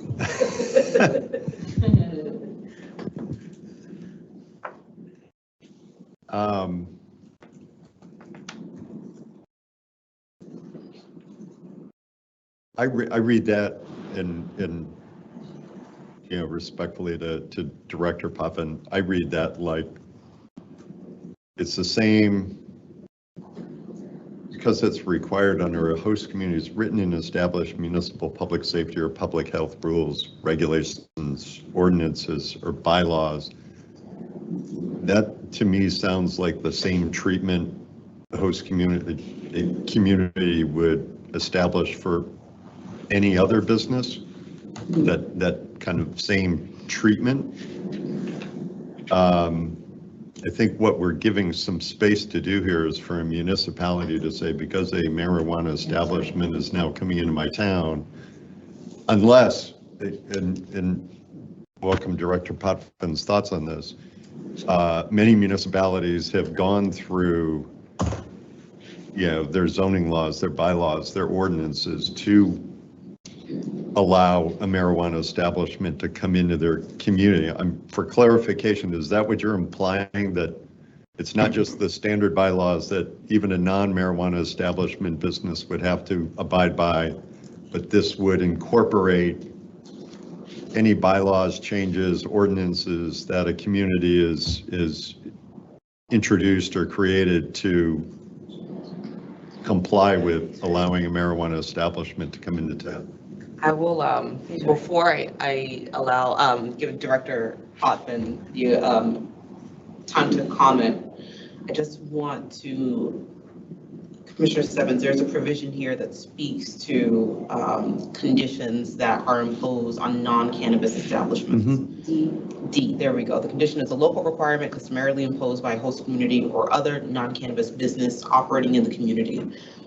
So that is there, but I know that doesn't answer. Yeah, no, I see that part, and I'm just trying to make sure we don't, I'm hoping Director that we're not doing Potvin the same can thing. delineate between the two. Got it. Okay, Director Potvin.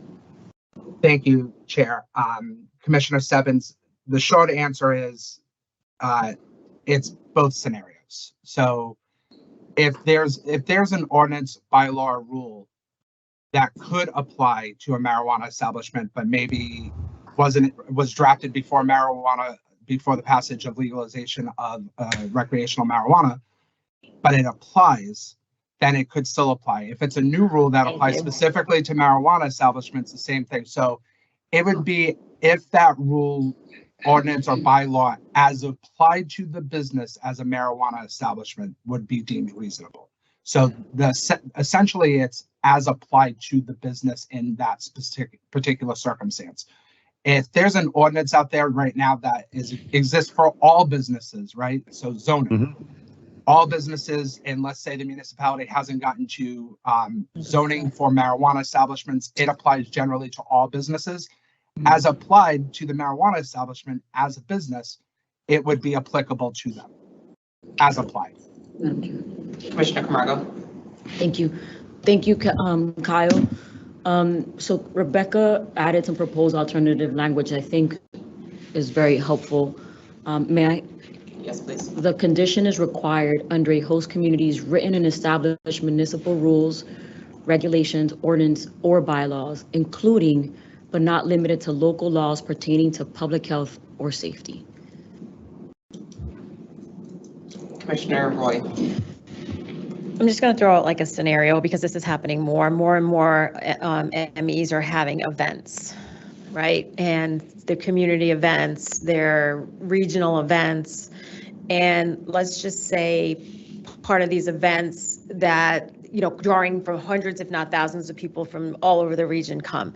And so they know once a year an ME is going to do this. In part of the host community is that the ME must have first responders on site because thousands of people are coming, and but it's not in their bylaws, and it's not in their ordinances, and it's not in their regulations. So this precludes a scenario like that because the public health department comes in, and the fire department comes in, and the chief of law enforcement, and they say, you're having thousands of people from around the region.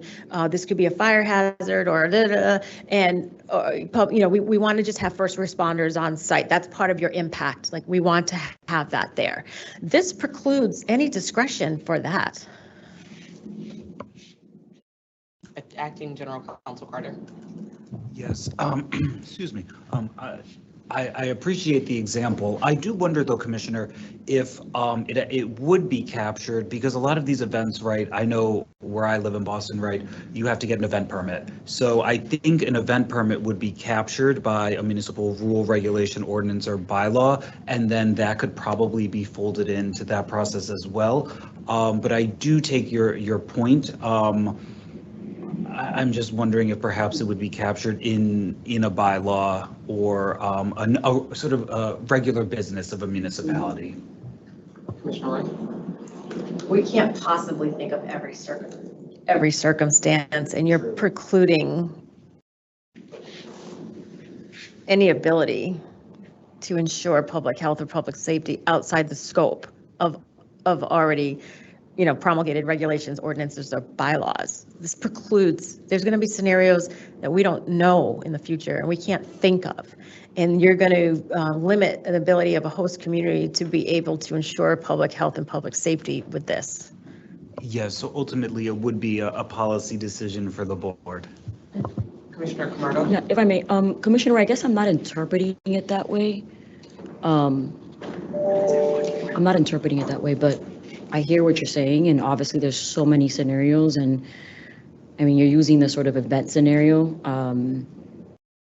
If they're doing legal events, they're going through their towns, they're getting permits, they're hiring police officers, off-duty police officers or EMTs, right? They're putting all those expenses into an event through an event permit. Like, so the scenario you're using, I hear you. I don't see it as for this, but I guess, bring it back to sort of like my why and purposes, how it's written right now, I think it doesn't allow for transparency and proof of the purpose that we have here. So again, we can take votes, we can sit here and try to, wordsmith to bake it in and do whatever.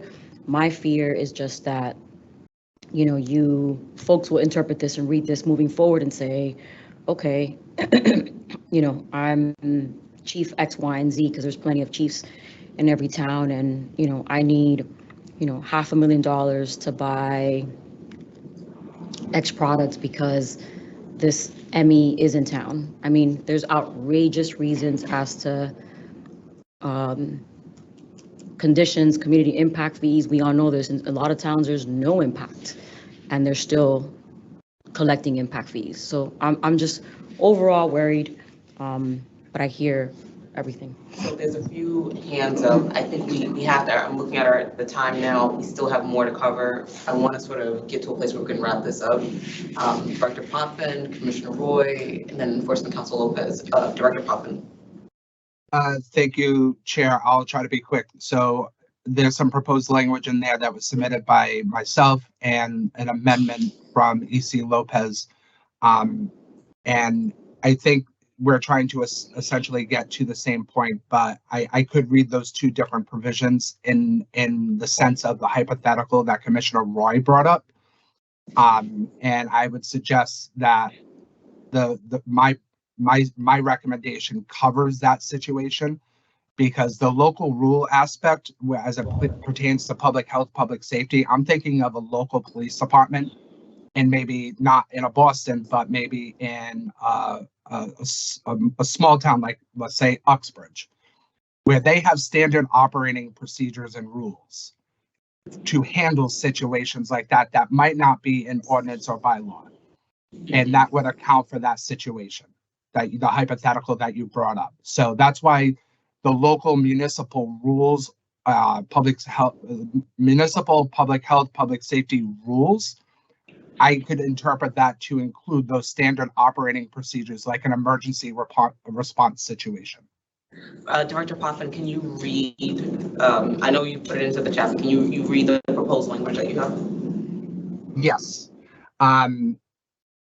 So it is essentially the whole story of it is striking B and C and modifying A to read as the following, as amended. The condition is required under a host community's written and establish municipal public safety or public health rules, regulations, ordinances, or bylaws. And essentially that would not restrict, say, in the hypothetical that Commissioner Roy brought up, the police department needing an ordinance or a bylaw to be passed for them to be able to respond in an emergency fashion. Commissioner Roy.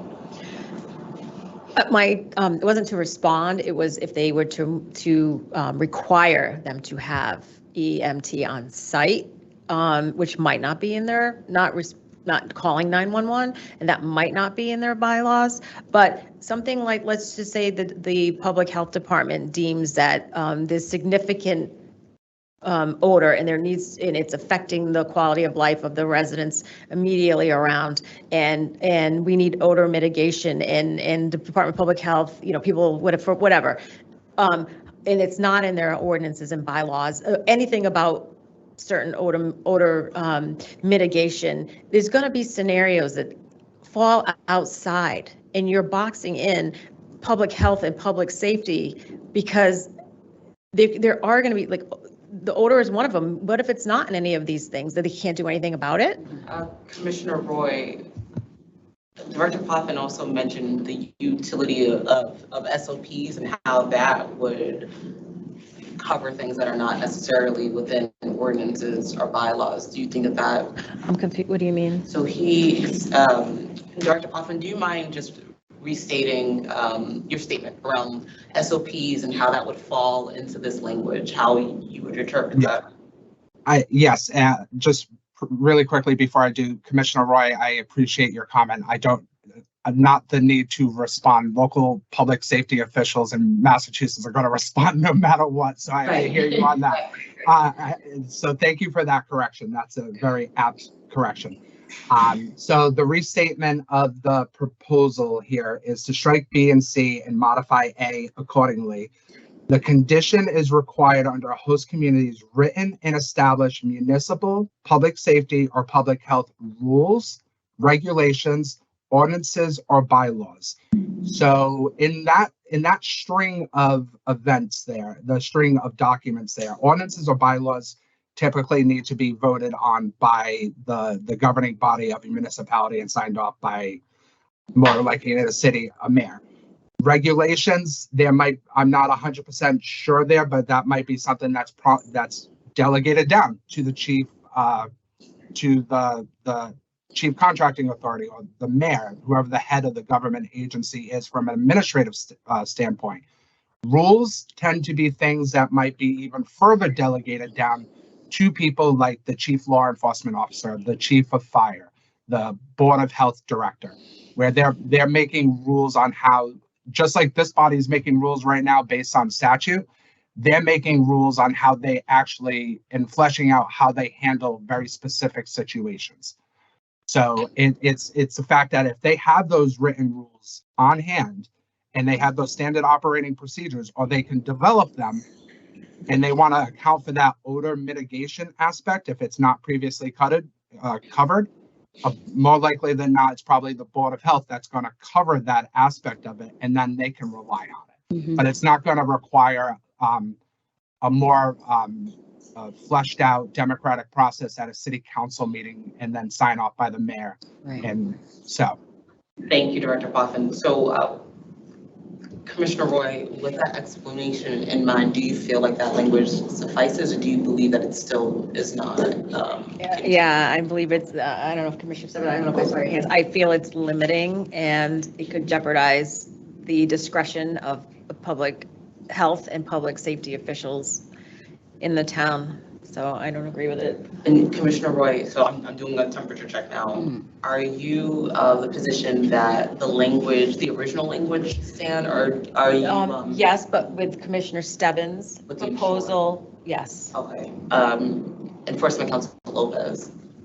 Thank you, Madam Chair. I just thought it might be helpful to the conversation to just restore some context to it,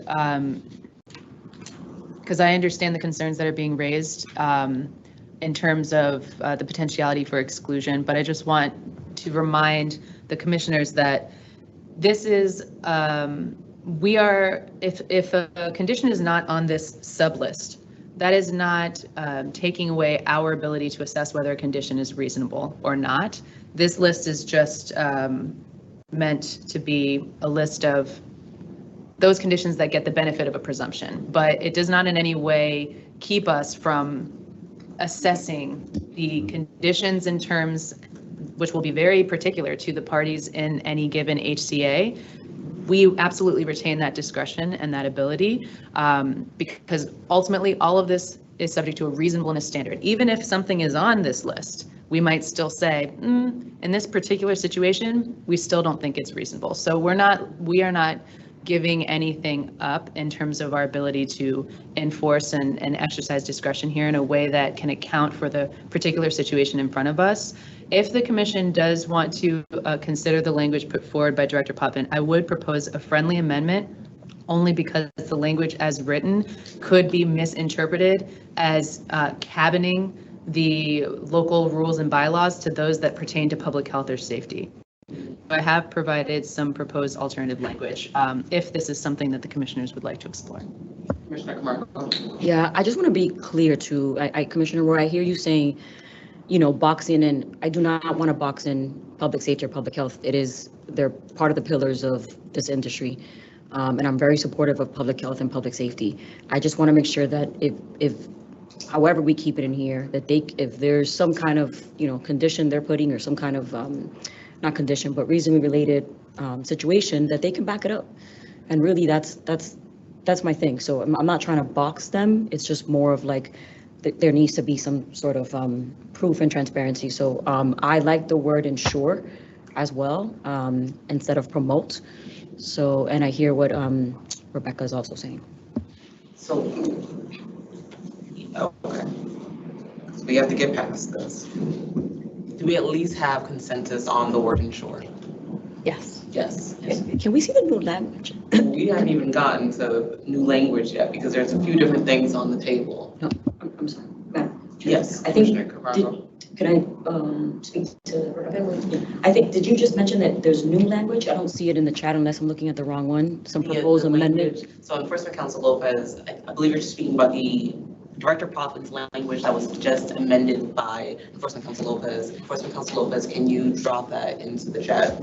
Madam Chair, there are two proposed languages. So if the board decides that they want to go in the direction of seeking some additional written opinion from the Chief Law Enforcement Officer, that proposed language is in the chat at 12 o'clock.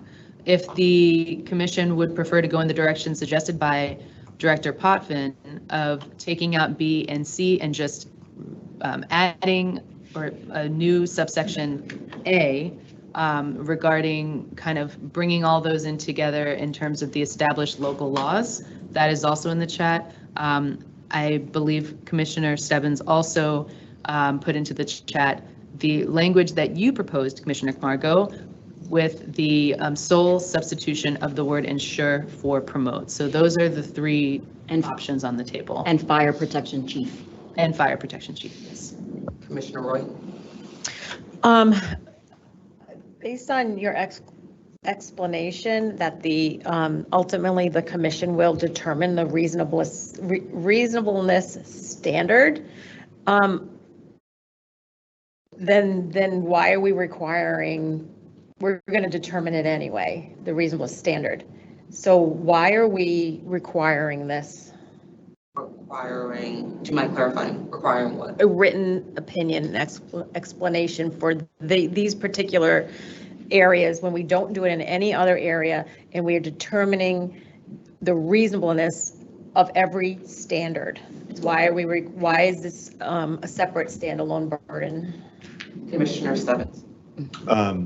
Thank you, Chair, and I promise I'll stop playing lawyer and trying to drop language into the chat, but I was going through the conversation. I think going back to the working group's original work, I think what you were trying, again, I think the intention here was to draw some more definition and clarity to something that might be in an HCA, and I think as Enforcement Council has laid out, this is still all May.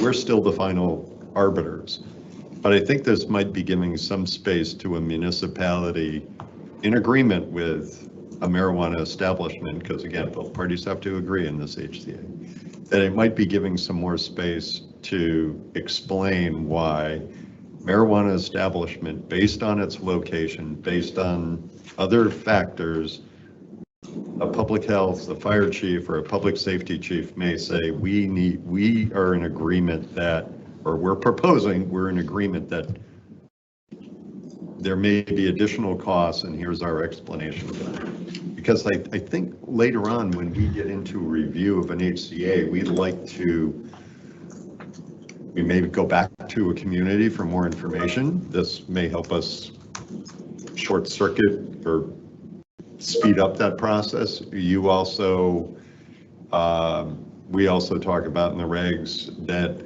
a cost might be presumed reasonable based on extenuating circumstances. And maybe this is a place to get that extenuating information first.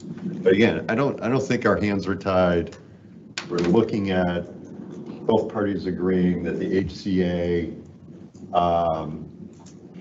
does not have any unreasonable conditions, and a condition, as we outline it below, may be presumed reasonable if. So I think there's still a lot of space for the commission to continue to, enforce its responsibilities, but I just offer that context from how I'm seeing Thank you, it. Commissioner Stebbins. Okay. We have a couple options right now. And there's a lot of language in this chat. There is. So, and these are all policy considerations, they're all policy suggestions. There are, the 4 commissioners here. Who is proposing what? So let's figure out what we're actually, what the options are. So Commissioner Stebbins, if you are proposing language, let's get, and Commissioner Camargo as well. But before you respond, I know Commissioner Camargo's hand has been up for a while. But I want to get us to a place where this is our option, this is what we're talking about, and then we kind of dive down because we have to keep this thing moving. So Commissioner Camargo? Thank you. So I would just, I guess I'll do it in a motion form, but I move to leave A and adopt Commissioner Stebbins' language in the chat at 12:28 that reads for B and C. The condition has been deemed necessary to ensure public safety and proposed by the Chief Law Enforcement Authority and or Fire Protection Chief in a host community with explanation and detail why the condition is necessary for public safety and good faith estimate of the cost of such condition. And Commissioner Camargo, so you again, I'm just restating. Yep. The motion on the floor would remove B or B and C. No, it would amend. It would amend Yeah. B B and C. and C. Mhm. Okay, and then there's another, in that same proposed language that was dropped in the chat, the C also accounts for public health authority. So you're saying for both the public health authority? Correct. Okay, so we have a motion on the floor. If you don't mind, Madam Chair. Acting General Counsel Carter? Yes, could Commissioner Camargo read C into the record as well, so we have a full motion for the board's consideration? Yes, thank you. I Commissioner apologize. Camargo, can you read the whole thing? Yes. So just- Yeah, we just thought. What's your motion? Yeah, we started talking, we didn't finish. So I move to leave A and amend B and C in section 2 of 180, in section, well, I'm going to say section 180, section 2, subsection under C, to obviously A, B, and C. So I'll read, oops. Okay, thank you, Andrew. So I move to replace B and C with the proposed language that goes as follows. B, the condition has been deemed necessary to ensure public safety and proposed by the Chief Law Enforcement Authority and or Fire Protection Chief in a host community with explanation and detail why the condition is necessary for public safety in a good faith estimate of the costs of such condition. C, Can we take them separate, please? the condition, I'm gonna, Commissioner Camargo, do you want these to be together, or is your motion with them separate? I'm gonna do them together, and if anything, we can after, but my motion is for them together. C, the condition has been deemed necessary to ensure public health and proposed by the Chief Public Health Authority in a host community with explanation in detail why the condition is necessary for public health and a good faith estimate of the cost for such condition. Okay, there's a motion on the floor. Is there a second? I'd like to make a friendly amendment. Okay. For discussion. I'd like to strike and a good faith estimate of the cost of such conditions. Commissioner Camargo? I'm okay with that, Commissioner Roy. I mean, good faith, tell me why. I want to say yes, but if you don't mind explaining. It's a prohibited practice in HCA's. We've already established that. Can we get legal advice on that? Acting General Counsel Carter. If I understand Commissioner Roy's point, it's a prohibited practice elsewhere in the regulations, and therefore it may not be necessary in this particular section, if I understand the point you're making. Yes. Thank you. Commissioner Roy, you want to amend this language by removing "and a good faith estimate of the cost of such condition." Correct. And ending the sentence where at public safety. Also, Commissioner Camargo? yeah, so, okay, I thought you just meant the word good faith. So let me just sort of look at it. So the condition, it would read, for example, let's just go to B. The condition has been deemed necessary to ensure public safety and proposed by the Chief Law Enforcement Authority and a fire protection chief in the host community with explanation in detail why the condition is necessary for public safety and good faith. Well, I estimate of the cost of such condition, I would want to keep that in there because that's the whole purpose of this. I don't know if we take out good faith, I'm okay with that, but the estimate of the cost of such condition. Okay. All right, there's a motion on the floor. Is there a second? Point of order or inquiry. It has to be actual costs, not estimated costs. Okay, We've been operating on actual costs. so, It's covered for. sure, Commissioner Stebbins? yeah, I think it's a good point. that's fine. But think about where we are in the process. This is negotiation and signing of an HCA. I think, if I'm not mistaken, even before it comes to us for review. So these are the parties signing an HCA. So I think we probably would not have actual costs just based on where the parties are in the process. And then I really will stop. Please don't. So. If I may. Commissioner Camargo? So Commissioner Roy, because I think you and I are kind of going back and forth, so I guess with your comment right now, the last sentence is really what we're looking at. Explanation in detail why the condition is necessary for public safety. It's the "and a good faith Right. estimate of the cost." Right. Yes. Right. So I was just going to sort of read it without good faith.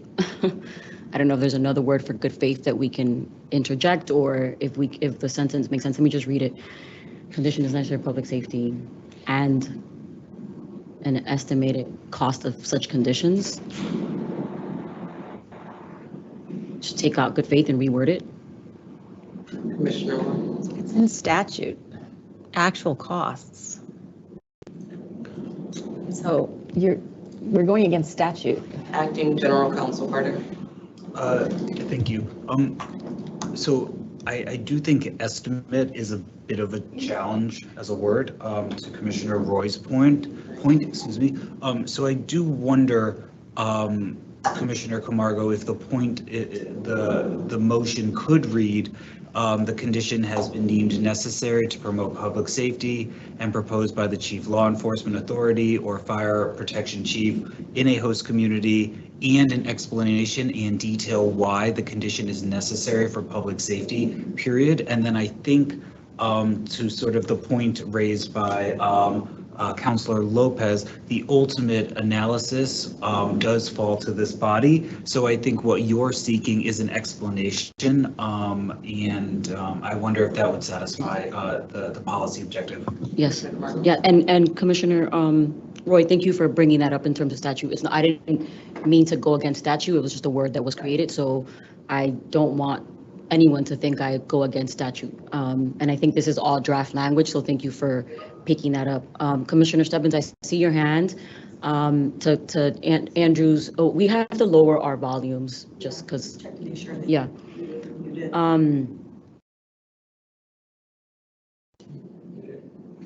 Okay.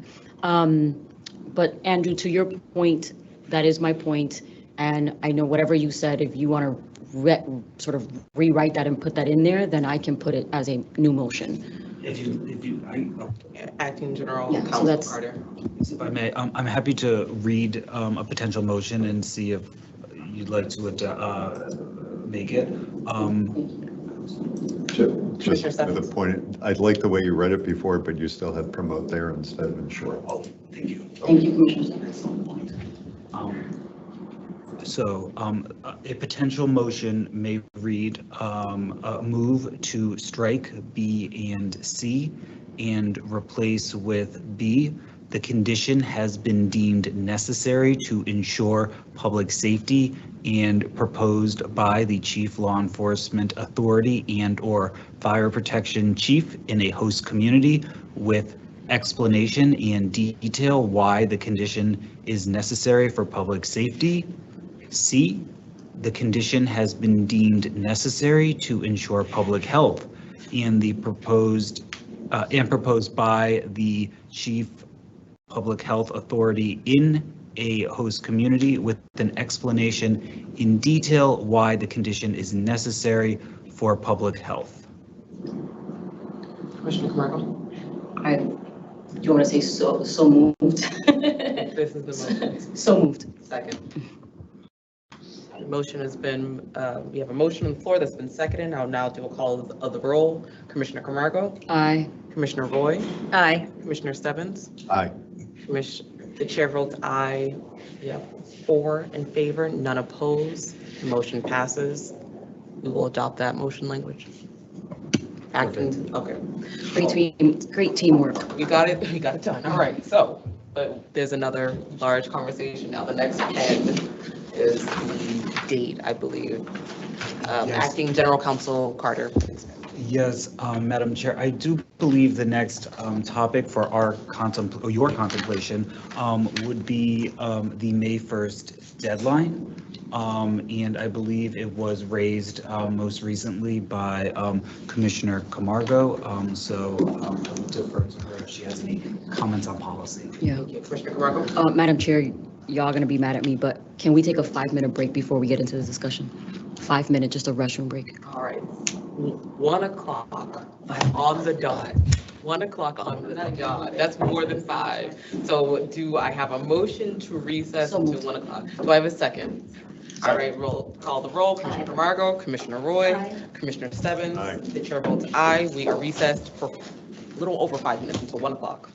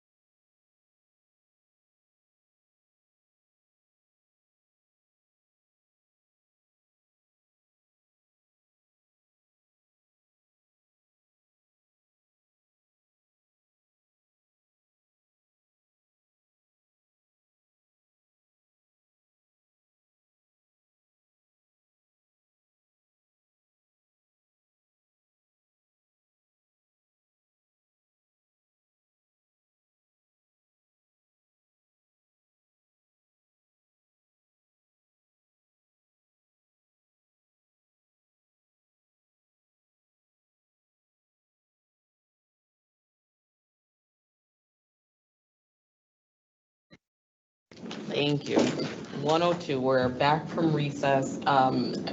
Acting General Counsel Carter, can you, for the record, just restate where we are currently, which pen we are going through?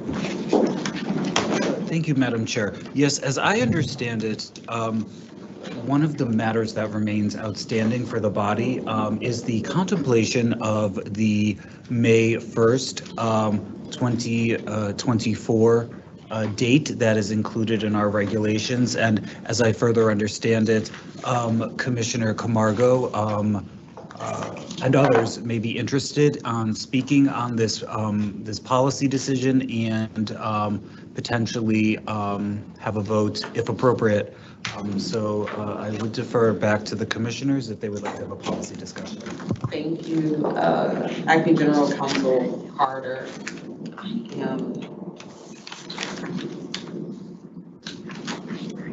I'm just looking for the section. I don't know why. We've gone through so many things today. Acting General Counsel Carter, can you give us the citations? I know it comes up in 2 instances for initial licensure and then for new renewal, but can you Yes. the page, please? Yes, absolutely. This would be subsection under 183 sub B, and I believe it is on page 71. Okay. All right. Thank you. Thank you. Yes. Okay. Commissioner Camargo.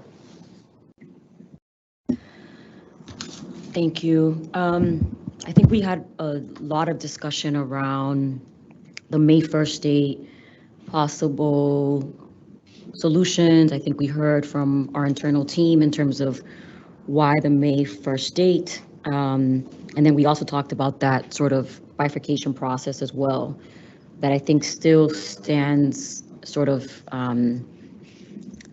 in partnership with the May 1st date. So I would like to sort of yield the conversation, if I may, to the bifurcation process, because I think that will determine also some resolution for the May 1st date, if that makes sense for folks. I'm not 100% clear. So Okay. I just want to, because the bifurcation process was for renewal of licenses. And we were speaking about sort of how HCAs are analyzed and reviewed while renewals are also being processed. Yeah. And this section speaks to both initial licensure and renewals. So I think I just need a little bit more clarity. Yeah, I guess no, I hear you. I'm putting it all together. I guess I'm putting it into one bucket. I'm not looking at the section. I think the May 1st date, we all know that the longer we wait to review these host community agreements, the longer folks are bleeding money. We know that for folks who have been in the industry 5 years or even 3 years or even 6 months, there's a real scare that folks will be closing. There's economic empowerment, businesses that are open that are in fear of their businesses. There's mom and pop shops throughout the state that are in fear, and this would be a little bit of leverage if we were able to move the date up in terms of the review process. I think municipalities are well equipped to, move the date in the sense that, they have teams that will help prepare for this process. I know our team needs it as well in terms of the date, but I strongly, I guess, am concerned or am for moving the May 1st date, understanding everything that needs to go into play. But I'm just very concerned that we are going to lose operators, lose equity operators, and when is enough is enough. And the reason that people work so hard, even the former commissioners, to have HCA reform was for one of these reasons. So, I could sit here and keep talking and making my points, but, really at the end of the day is that I wish that we could move that May 1st date. I'm happy to make a motion. I understand both sides, but I also know that this is the only opportunity that we have to be able to move the needle with this May 1st date. Those are my comments. Thank you, Commissioner Camargo. Are there any, Commissioner Roy? There's one letter I'd like to be put into the record. And I don't know if Mercedes,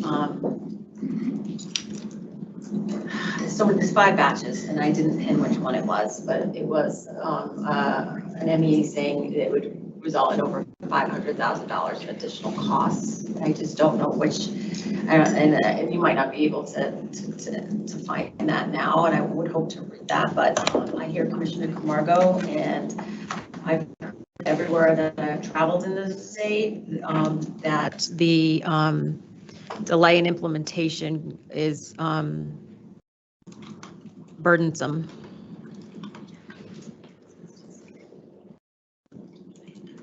Commissioner Roy, are you, I guess I'm for our purposes today, I'm trying to read between the lines. Are you in agreement with Commissioner Camargo in terms of making a change to the date? I am. Commissioner Stebbins? Thank you, Chair. Obviously, again, we know that we don't need to revisit the history of why we're here and the urgency. I know that both applicants and MEs face, again, this is not a consistent situation across the state, but we know that there are MEs operating who essentially are contesting costs that they're required to bear. We also know that there are folks who, in the process of just simply complying, are carrying incredible costs while they try to get to final license stage or through their provisional application phase. I really appreciated the conversation the other day and from our team walking through everything that's required of us on our end to be prepared for this. One of those is the statute requirement that we draft a new model HCA agreement for communities and applicants or licensees to follow. I think that's a very, very important step. I think it could help speed the efficiency of negotiating a new HCA. I think some of these rules that we're obviously discussing today, and I think it was Acting General Counsel Carter that you talked about. Let's remember, everybody's not a Boston with a very sophisticated legal department. A lot of communities rely on outside counsel to draft agreements like this and to redraft agreements like this. And we've asked for all new information to be. So this isn't, I guess, looking at this deadline is not only for our benefit to be able to accept and review these. There is also some room on the other side that gives some space to a marijuana establishment, a licensed applicant, to work with their host community to figure out the best way to approach the changes in the law and be in compliance. So that's what I'm kind of thinking through. And I think talking about the May 1st date may be a little bit different for an applicant than the May 1st date may be for an operating marijuana establishment as well. That's interesting. Yeah, so Not to jumble the picture, but He's right. just to kind of share my thoughts at this point. Commissioner Camargo, was there a date that you had in mind? Or maybe I'll just open it. Yeah, well, I could propose something. I just kind of, I was counting days right now Okay. and months. Well, Commissioner Roy? Yeah. May I read a letter into the record? Yeah. Okay. This is from Charlotte Hannah, dated August 28th. Dear Cannabis Control Commission, I am the principal owner of Community Growth Partners, Great Barrington Operations, LLC, DAB Rebel. which operates a retail establishment in Great Barrington, Massachusetts. As an independent operator competing against multi-state operators with deep pockets, my business faces a very uncertain financial future, and I am extremely concerned about the implications of the draft regulations related to the host community agreements which were released recently. Most significantly, I note that the regulations do not address the most pressing problem I am facing with my business. Despite the recent passage of Chapter 180 of the Acts of 2022 regarding host community agreements and community impact fees, my host community has not agreed to provide any relief from the burdens of my existing HCA. Moreover, based upon my reading of the draft regulations, the Commission is indicating that the HCAs do not need to be compliant with the recent amendments to Massachusetts law until May 2024, and CCC will not determine the propriety of impact fees asserted by host community for the period prior to that date. Accordingly, my host community is likely to continue to try to collect fees under my existing HCA, even with the new law, which became effective November 9, 2022. Based upon prior years, this will mean a six-figure burden on my business, which will significantly impair my chances of being profitable. Notably, the town of Great Barrington has told us consistently and definitively on their own letterhead every year since we've been open that they have incurred no additional expense as a result of our operation, and yet they continue to demand we pay the maximum 3% fee.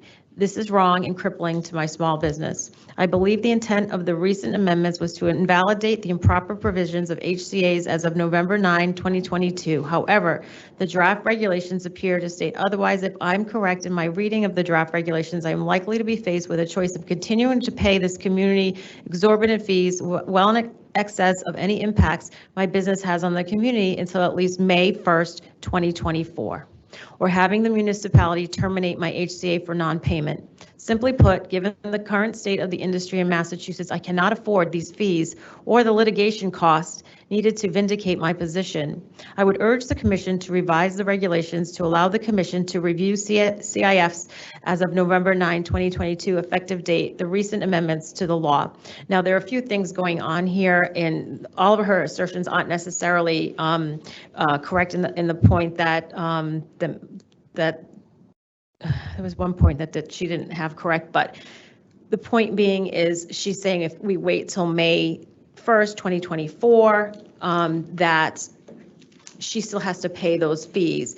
And the law is in effect. I understand that the law went into effect November 9th of 2022. The law is in effect, but the fact that it placed the HCAs under our jurisdiction, but the fact that we are not exercising that jurisdiction until May is what's causing an undue burden on some folks.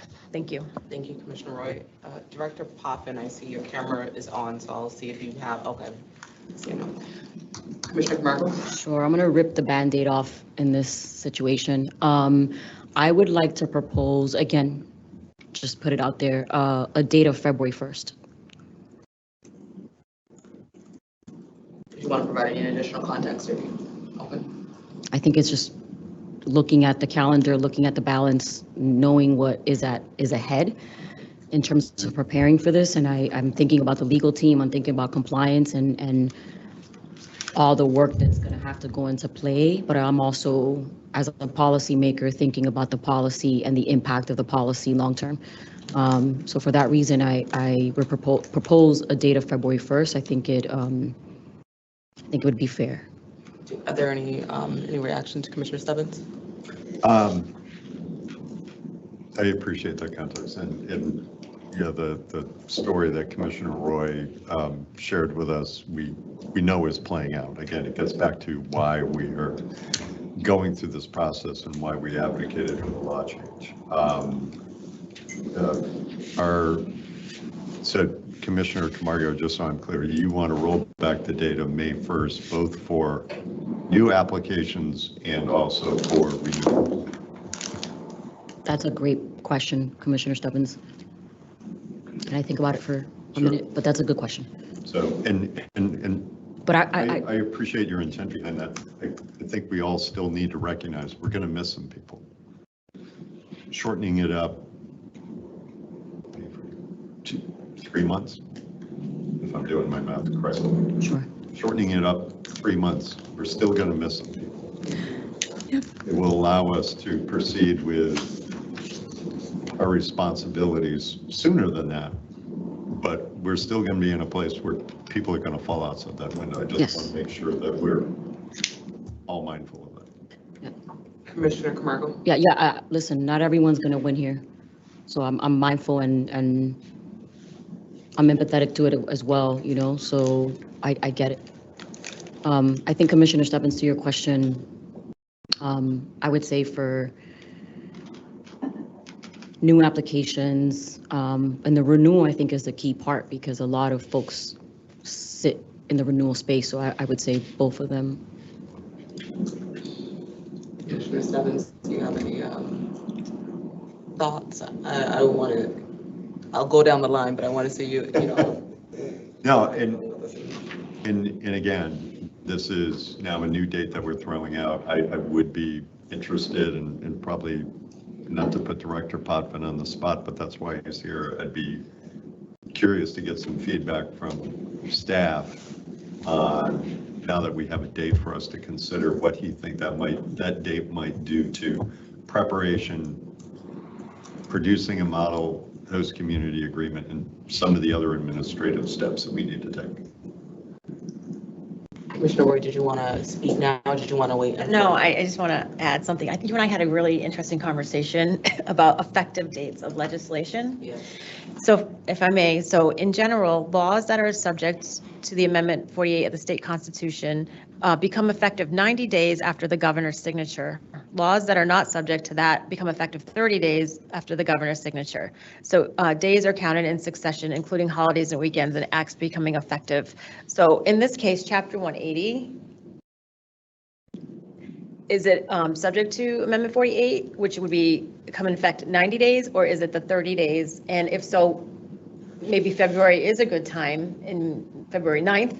I'm just throwing it out there. If I may, Madam Chair. Acting General Counsel Carter. I appreciate the comparison. I think it's very interesting. In the case of Chapter 180, it was signed in August and it went into effect in. Oh, it was signed in November. August, no, not signed in, okay, I see. So that, therefore it does apply. Okay, thank you. And the effective date is November 9th. November 9th is the effective date. Commissioner, Stephanie and I were kind of talking that through, but okay, thank you very much. I appreciate that. Yeah, that's helpful. Director Potvin. Thank you, Madam Chair. Commissioner Stebbins, I just want to make sure that I'm clear on what your question is. So I want to restate it, and my apologies, is that based on Commissioner Camargo's proposal to move the date of May 1st, 2024 for the enforcement of HCAs for new and renewal license applications, moving that date to February 1st of 2024. Is it essentially, are you asking what that will impact? What will the impacts of that be? Sure, Madam Chair, if I may. Thank you, Director Potvin. Again, I think we heard earlier this week from you, the team, the substantiation of why this May 1st date was drafted into the regs. And appreciate, again, it's a lot of administrative responsibility. I think you all pointed out that there was a benefit to the communities and potentially to applicants to, again, have the space and time to redraft their HCAs.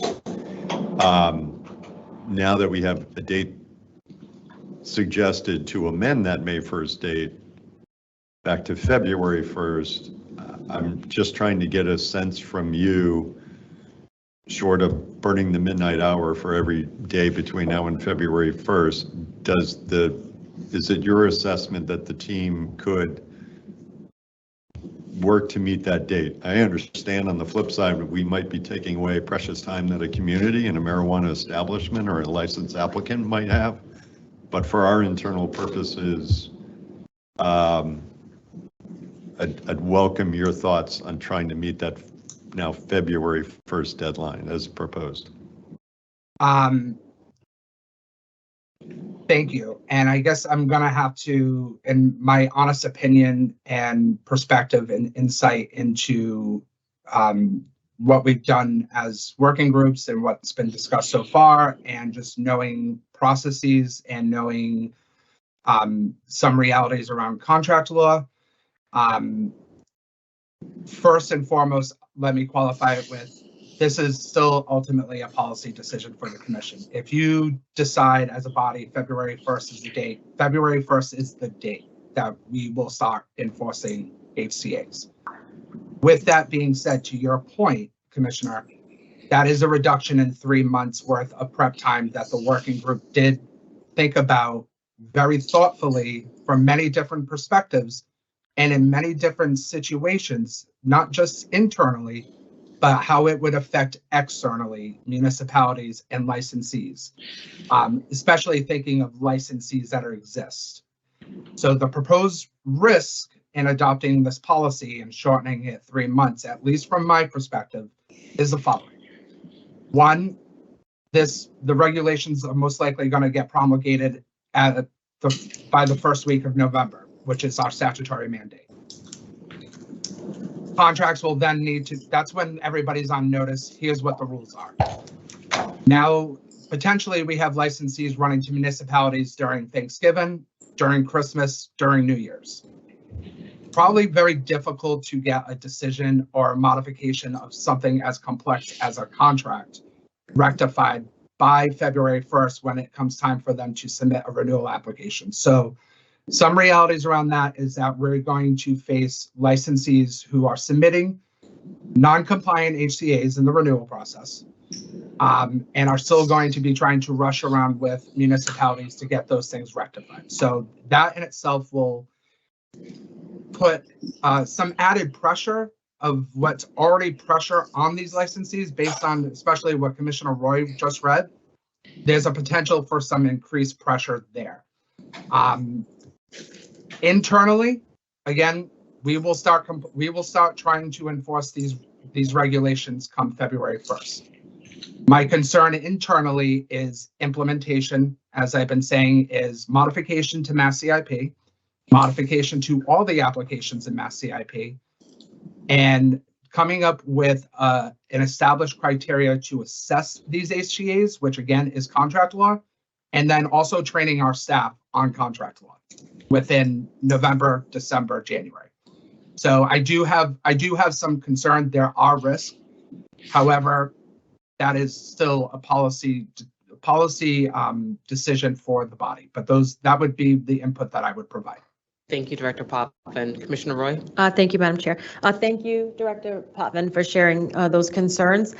For the holiday season and cutting into negotiation time, the commission provided an option yesterday where both parties can execute and sign an interim HCA that conforms with the model HCA to be relied on in the interim until parties can come to an agreement. So there is some remedy there. Good point. We still have to draft it. Well, We still have to approve it. that's true. Well, I'll speak because I know, we'll be a part of the working group. We've already sort of contemplated that. And if there's a February date, there will be a model. I mean, I'm thinking that's enough time for us to understand what needs to be contained within that model HCA and then bring it to the full commission. But, Commissioner Roy, what are your thoughts on that? I don't think the model HCA has to be promulgated. We're directed to make one, but not promulgate it. That cuts out a lot of the timeline.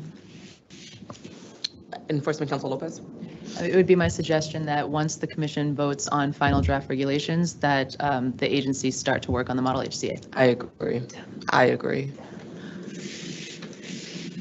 Okay. Commissioner Camargo, do you have any additional comments? So the offer right now, not the offer, the proposed amended language would be for February 1st, 2024. Commissioner Roy, are you in agreement? I am. Commissioner Stebbins? Thank you, Chair. I'd love for some flexibility even thinking of a March 1st date. I take into account what Director Potvin was saying of when these officially become promulgated regs, falling into what we know are usually non-work related busy months of end of November into December, coming out of January, thinking of, again, not just a big city, but smaller communities when their boards meet, when they will have time to get to this. I think I appreciate the thoughts. And again, the February 1st date,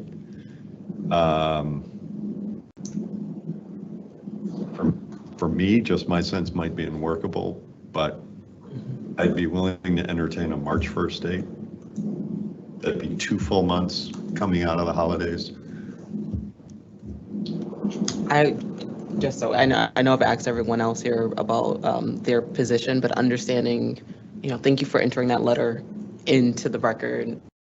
I would agree to a February 1st date. I'm not putting, that's up to my fellow commissioners if you wanted to put a motion on the floor, but if Commissioner Stebbins, you now want to discuss March 1st, 2024, and that's to give additional time after the holidays. Okay. Pardon, I'm sorry. Didn't mean to interrupt you. No, that's fine. Commissioner Stebbins, please. Again, I'm just thinking through. Yeah. And I appreciate hearing about, we would jump right in if, I think just based on this vote, even before final promulgation, we can start working on that model HCA, which is a critical component. And I think a lot of smaller communities will look to that and could look to that as a way to kind of make the process more efficient. And I don't know if there's an official motion on the floor. I'm happy to entertain conversation around a March 1st date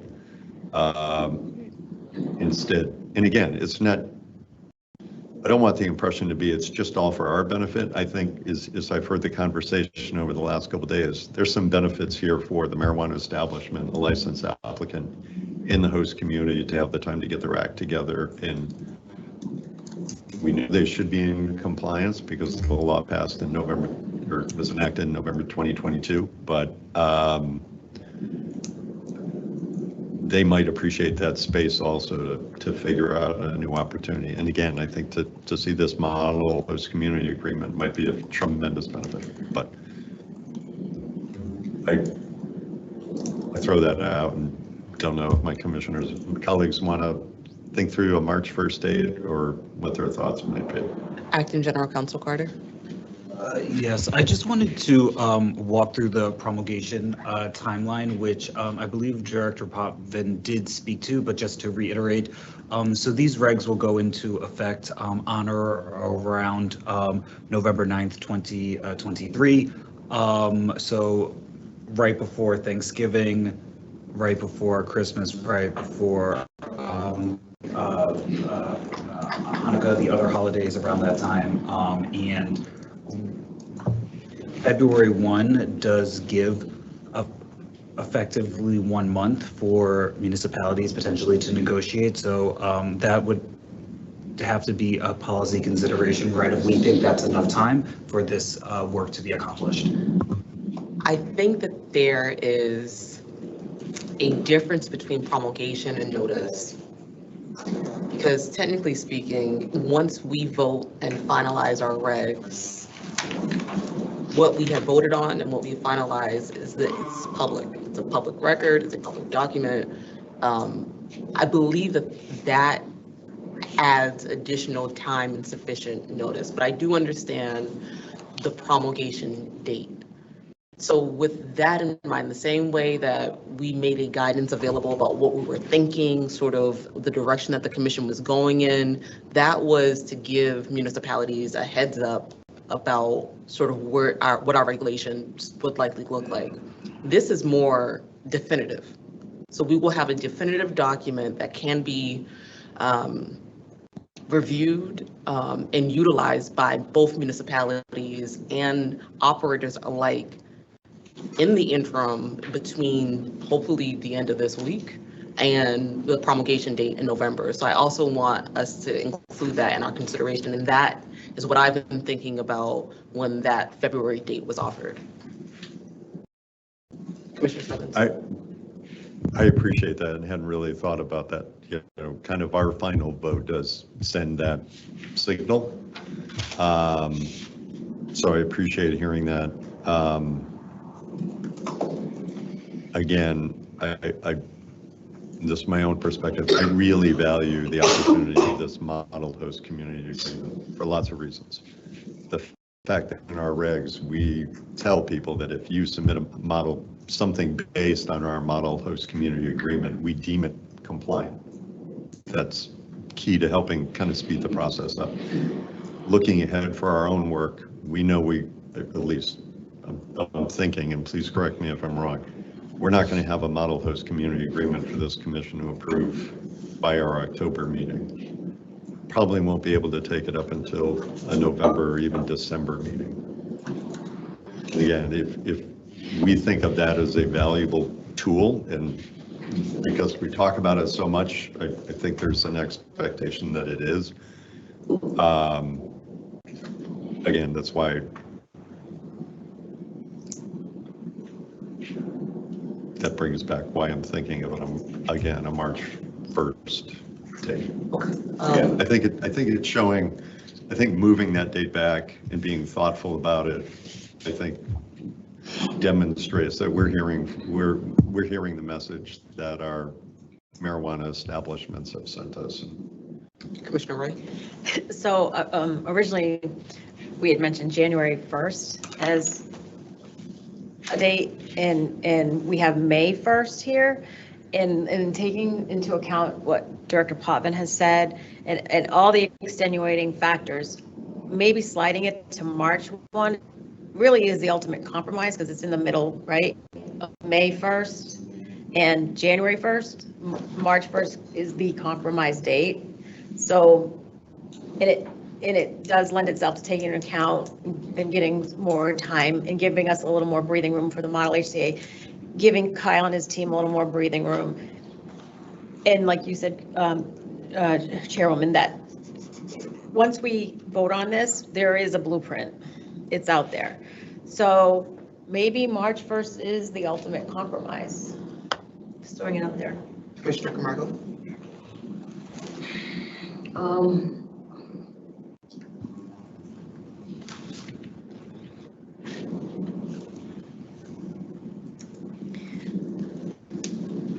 I'm okay with the March 1st. I would have loved to see January 1st. I think that's, we already know. I would love to see a February 1st. It sounds like a March 1st as a new date could be a possibility, so. Okay. March 1st.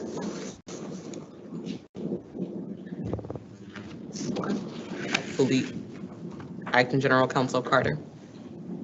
Yes, if I may. And is this for this change in date? Is it only for subsection 3B, or is it? It's for both, for renewals and additional licensure. We're in consensus around that as well, right? We're in consensus. As I understand it, it is in the regs in 4 spots. So, oh no, this is May 2025. 3 spots for May 2024. So just quickly, maybe we should, I just want to maybe go through them to make sure that the board has all of the information necessary. So we just agreed, you just agreed on the first one. So then I would direct you to renewals, which Chairwoman, you said there also was agreement, but this is 3 sub C. 3B1, 3B13C1. Yes. And then where's the third location? And then the third one is found in subsection, and I apologize, my computer is so slow. Mercedes, can you put it on slow? It's,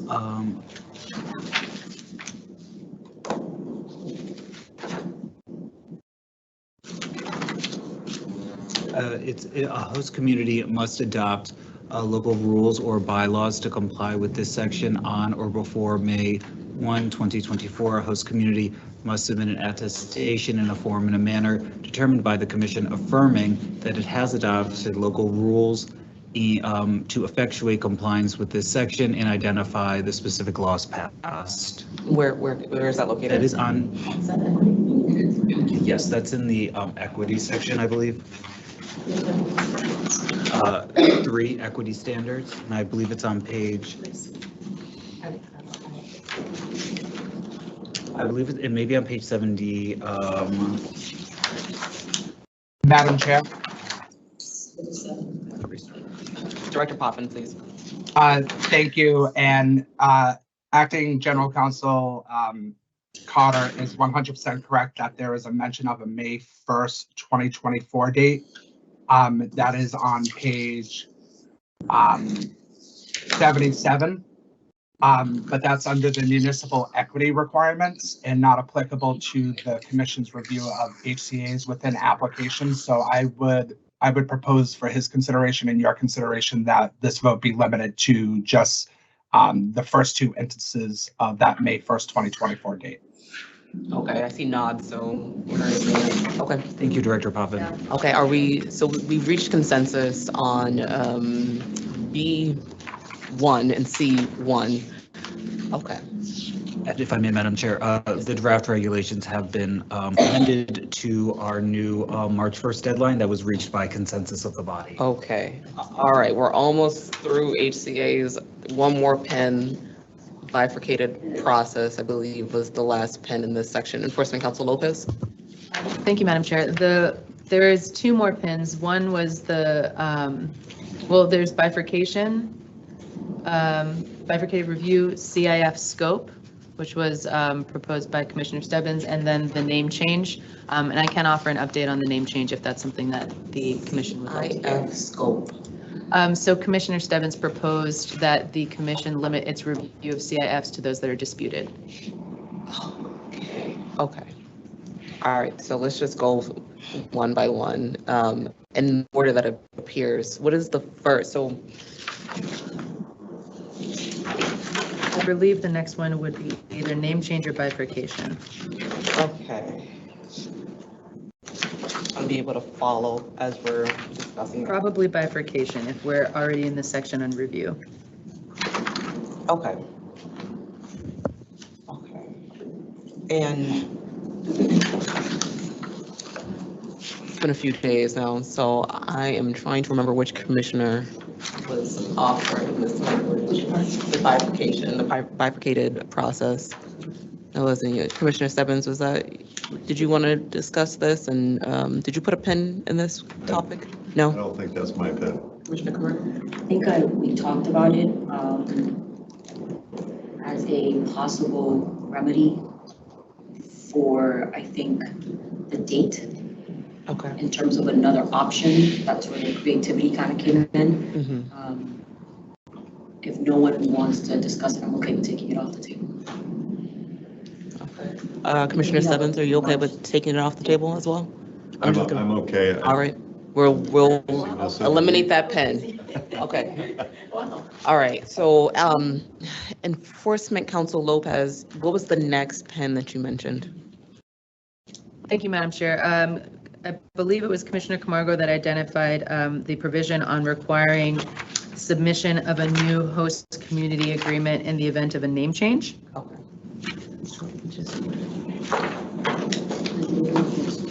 All right, Commissioner Camargo. Last week's comment.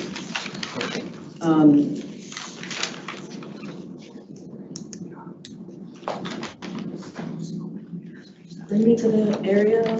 Yeah. Madam Chair, if I may. Yes, please. Yes, it's my understanding, I believe we are on page 70. And I can read the section if that's helpful. Yes, please. We are currently in subsection H, which is a marijuana establishment that seeks a name change or location change pursuant to 500.104 sub 1 must submit respectively a new or updated HDA in a form and manner determined by the commission. Upon submission of a change of ownership request for the transfer of a license, an applicant may propose a name change with the application submission. If elected, an applicant must submit an amended HCA. Commissioner Sparkle? Yeah, just from my recollection and my notes, we had the discussion. I asked a little bit about why did we add the name change to this section. The location, I believe it said made sense to me. I think then Commissioner Stebbins, you brought up some concerns, and I think I passed it on to you for concerns. I think you all had answered all my questions as to why. Commissioner Stebbins? Sure, thank you. I think we did go through an explanation of, and maybe, again, I hate to talk about semantics of language, but it's like, yeah, an amended HCA, which might infer, go back to the drawing board, renegotiate something. I think I'd be open and appreciate if somebody gets a name change. I know that the ED is empowered to approve a name change to a licensed applicant or a marijuana establishment. I think what we're looking for here is making sure that the documentation is updated and maybe not amended. So maybe it's offering some clarity around that. But that was the crux of the reason I think I took away from Director Potvin and others in terms of what that meant. Enforcement Counsel Lopez? Thank you, Madam Chair. So I believe that where this conversation left off, there were still some questions about whether or not there would be whether there is a legal problem with having a name change, having the licensee change its name, and whether or not that would require the submission of a new HCA or an amended HCA. And so, in consultation with General Counsel, I did look into this question, and I do want to take this moment to recognize that while I very much enjoy being at this table with all of you and my colleagues, Director Potvin and Acting General Counsel, and of course, Ms. Erickson, I also want to recognize Associate Enforcement Counsel Philip Schreffler and Associate Enforcement Counsel Olivia Koval, who have been working behind the scenes to assist me and did do the research for this. With that said, I would like to provide the findings of their research and offer some advice in terms of this provision. So I will just read into the record some of the findings of that legal research. Corporate and individual liability may be found when an individual or entity enters into an agreement under an assumed name, so long as the identity of the individual or corporation can be reasonably ascertained. A contract entered into by or with a corporation under an assumed name may be enforced by either party if the identity of the corporation is established by sufficient evidence. The fact that a defendant may have changed its corporate name does not relieve it of any liability that may have incurred under its contract with a plaintiff. This applies to Massachusetts as well, and in the context of private companies contracting with public entities. In Koken Company, Inc., the Department of Public Works, that's 9 Mass App Court 586, 1980, the plaintiff, Wendell Corp., has submitted bids to the Massachusetts Department of Public Works that were accepted. However, Wendell Corp. changed its name to Koken in the midst of the bid process, and the DPW relied on that as a reason to argue that the contract had been nullified because it had now contracted with an entity that did not exist. The appellate court disagreed, stating that a mere change in the name of a corporation does not, generally speaking, affect the identity of the corporation, nor in any way affect the rights, privileges, or obligations previously acquired or incurred by it. Indeed, it has been said that a change of name by a corporation has no more effect upon the identity of the corporation than a change of name by a natural person has upon the identity of such person. The corporation upon such change in its name is in no sense a new corporation, nor the successor of the original one, but remains and continues to be the original corporation. It is the same corporation with a different name, and its character is in no respect changed. With that in mind, what I would advise is that the change of a name change of ownership notwithstanding, where this is about just a change of name, that is really a pro forma alteration that does not affect the rights or obligations of the parties under the contract, and therefore the commission should not adopt a policy requiring the submission of a new or amended HCA in that instance. Okay. Wow, Thank you great. to the enforcement Yeah, team. Seriously, thank you. Okay. Did the team or do you yourself, Enforcement Counsel Lopez, have amended language that you wanted to recommend? Thank you, Madam Chair. I can come up with some language and put that into our chat. Okay. All right. In the meantime, I feel like that was really helpful. Okay, what now? Thanks to the team. That's Yes. kind of the people behind the curtain. Yeah. Now, what is the last pen? The last pen was, and I guess Acting General Counsel Carter. I have, You have this one? no, I had them written somewhere. The four that I have are May 1st, bifurcation, name change, and CIF scope. CIF scope. Okay, so CIF scope, Acting General Counsel Carter, can you tell us where we are in the regs? I may have to ask Commissioner Stebbins, right, is this your matter or? I think this is my matter where I had hoped when we had a break that I could Oh, yeah. confer with counsel. Oh, yeah. Would you like to? Is it possible, just so We I can, don't want to hold us up. I know this is our last pin in this section. And I would defer to you, Chair, that we could bring this up as the first item tomorrow when we reconvene. Okay, So I'm happy to kind of move on to the next okay, topic if that's what you choose. okay. How's that? That sounds good to me. Yes, Commissioner Camacho. Madam Chair. I'm just doing a sort of a quick time check, and I don't know what your thought is. I know that we have to break by 2. I want to at least get to the first topic Okay. in municipal equity, if we can. Well, that's only 10 minutes. Yeah, Commissioner Roy, what is your opinion? Do you think that we should go at least get into the first topic or, okay. I'll make an executive decision right now. We will pause. We will pause. Okay. Tomorrow, we're meeting at 9:30, virtually on the dot. We're getting right into this. We have municipal equity, the entire section. We have the agent suitability standards, which I know we need to get into and discuss as well. And then we will hopefully tomorrow, you guys just be comfortable because we're going to go the entire day. Sweatpants permitted. Oh, yeah. Oh, yeah. We're virtual, so. Okay. All right. So our next meeting is September 21st, 9:30. Okay. Commissioner Roy, can I have a motion to adjourn into tomorrow at 9:30? Oh, hold on. Acting General Counsel Carter, please. If I may, Madam Chair, Councilor Lopez is still developing language as it relates to our name change. So I wonder if we wish to use the last 5 minutes just to put a pin on that one and really finalize it, and then we can close the meeting, Okay. if appropriate. No, so I know, so close. Sorry. No, that's fine.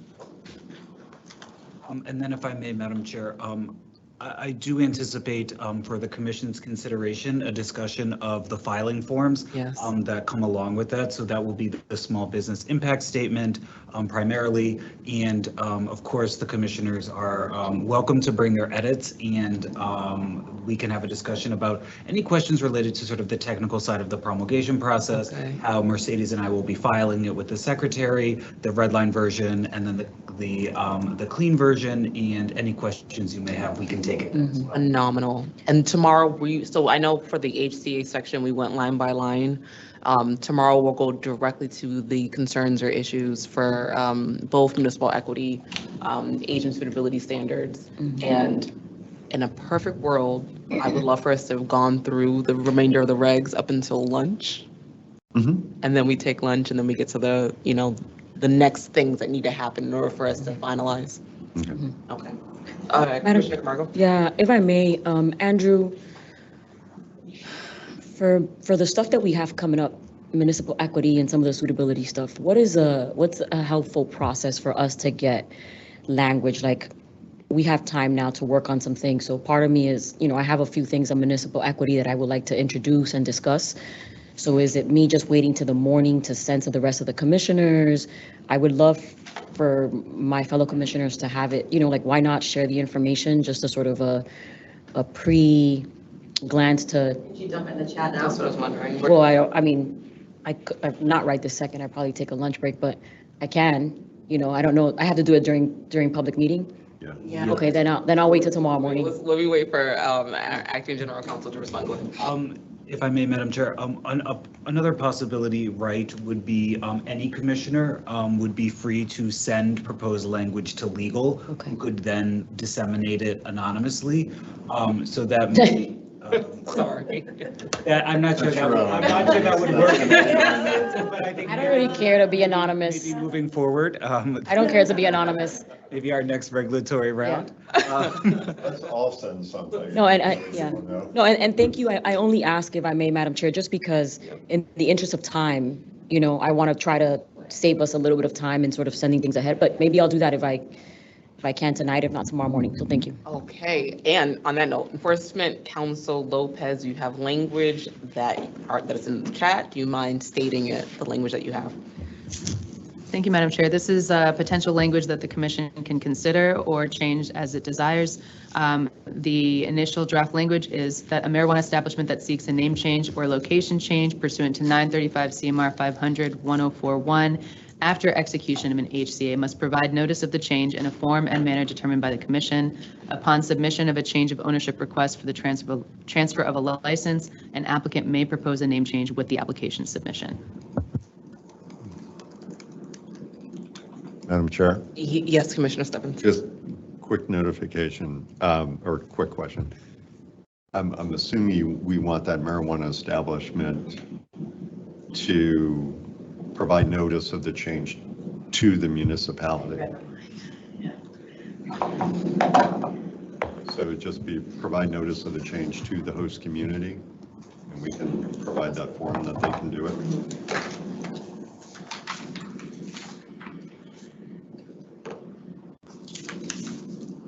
May I ask a question? Yes, Enforcement Counsel Do Lopez. you also want that notice? Well, they would normally have an obligation to provide us with that notice, I believe. And Director Potvin has his hand raised.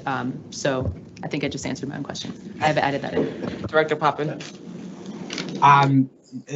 Thank you, Madam Chair. Certainly, yeah, if the commission requires to explicitly state it through policy that they notify the municipality of the name change, that's obviously an opportunity and your discretion. Just a clarifying point for EC Lopez with her suggested language based on the conversation and her team's excellent analysis, which comes without saying, which always does.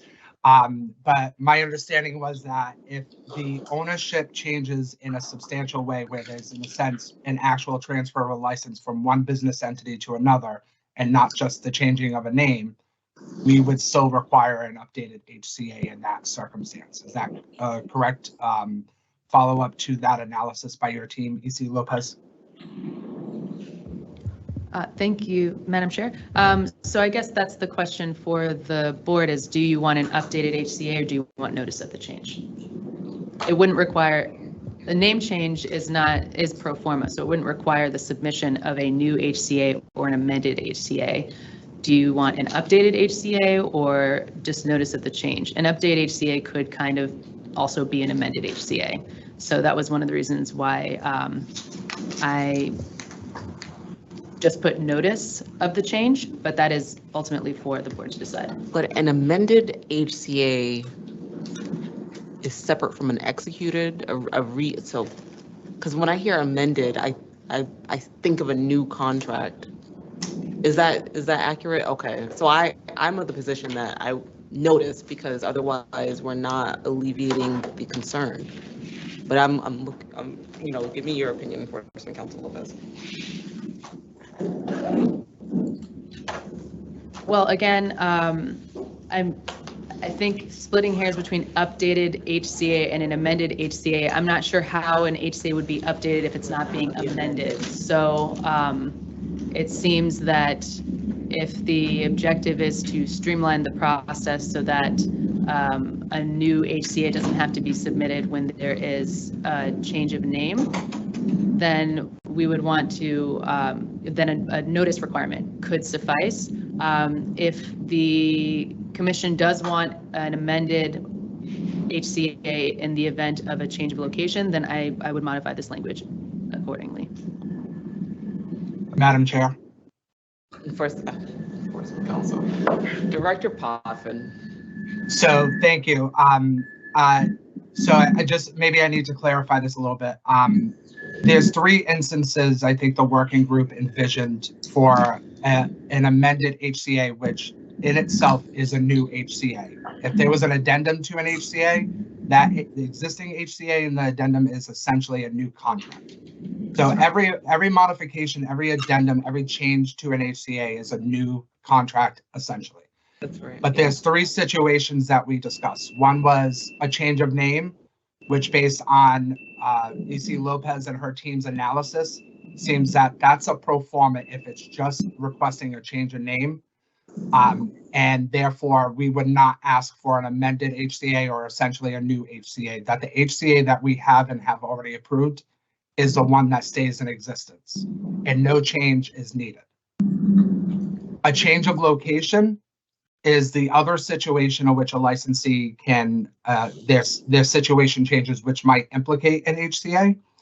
In that circumstance, depending whether it's in the same municipality, but at a different area of a municipality, or if it moves to a new municipality, there could be conditions that change, especially in a new municipality. So on the basis of a change of location, I would say that we would require either an amended HCA or a new HCA, however you want to use that terminology.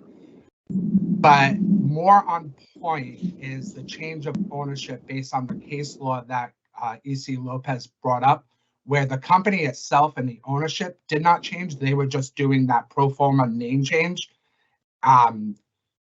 There's a situation in which the ownership of the license, in fact, completely changes. So they are changing it from ABC individuals and entities to a whole new body. Right. Which now it's not a pro forma thing. There are new parties to this contract and they will need an actual HCA contract with the municipality. So I would say, just thinking those scenarios out, of the pro forma name change, same body, same people, okay, yeah, no new HCA or amended language is needed. Maybe it is just a notification to the municipality and we obviously are approving it, so we already have notification. But in this section, as far as a change of location or a change of ownership, where there is a complete transfer of ownership and control to new individuals and entities, I do think in that situation, the case law that EC Lopez brought up would not be applicable and a new contract would need to exist between those parties. Any of my fellow commissioners, Commissioner Stebbins? Just so I understand, Director Potvin, what you're saying, I'm beginning to hear I hear the explanation in thanks to Enforcement Council's team that did the judicial homework.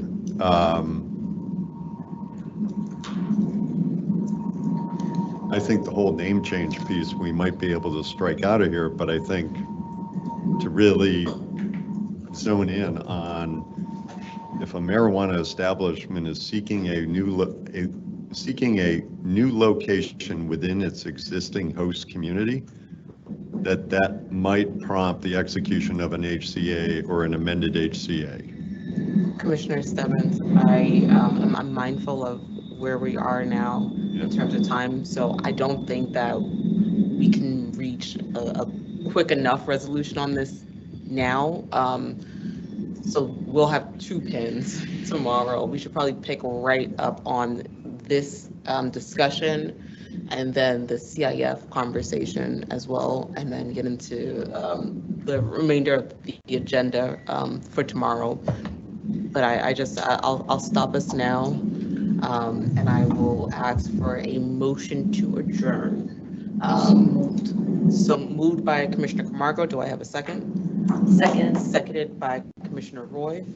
I'll now do a call the roll. Commissioner Camargo. Aye. Commissioner Roy. Aye. Commissioner Stebbins. Aye. The chair votes aye. We have 4 in favor, none opposed. We are adjourned until tomorrow, September 21st at 9:30 virtually. We'll see you all then. Thank you. In hoodies and, Fly to the hospital. and in hoodies and sweatsuits.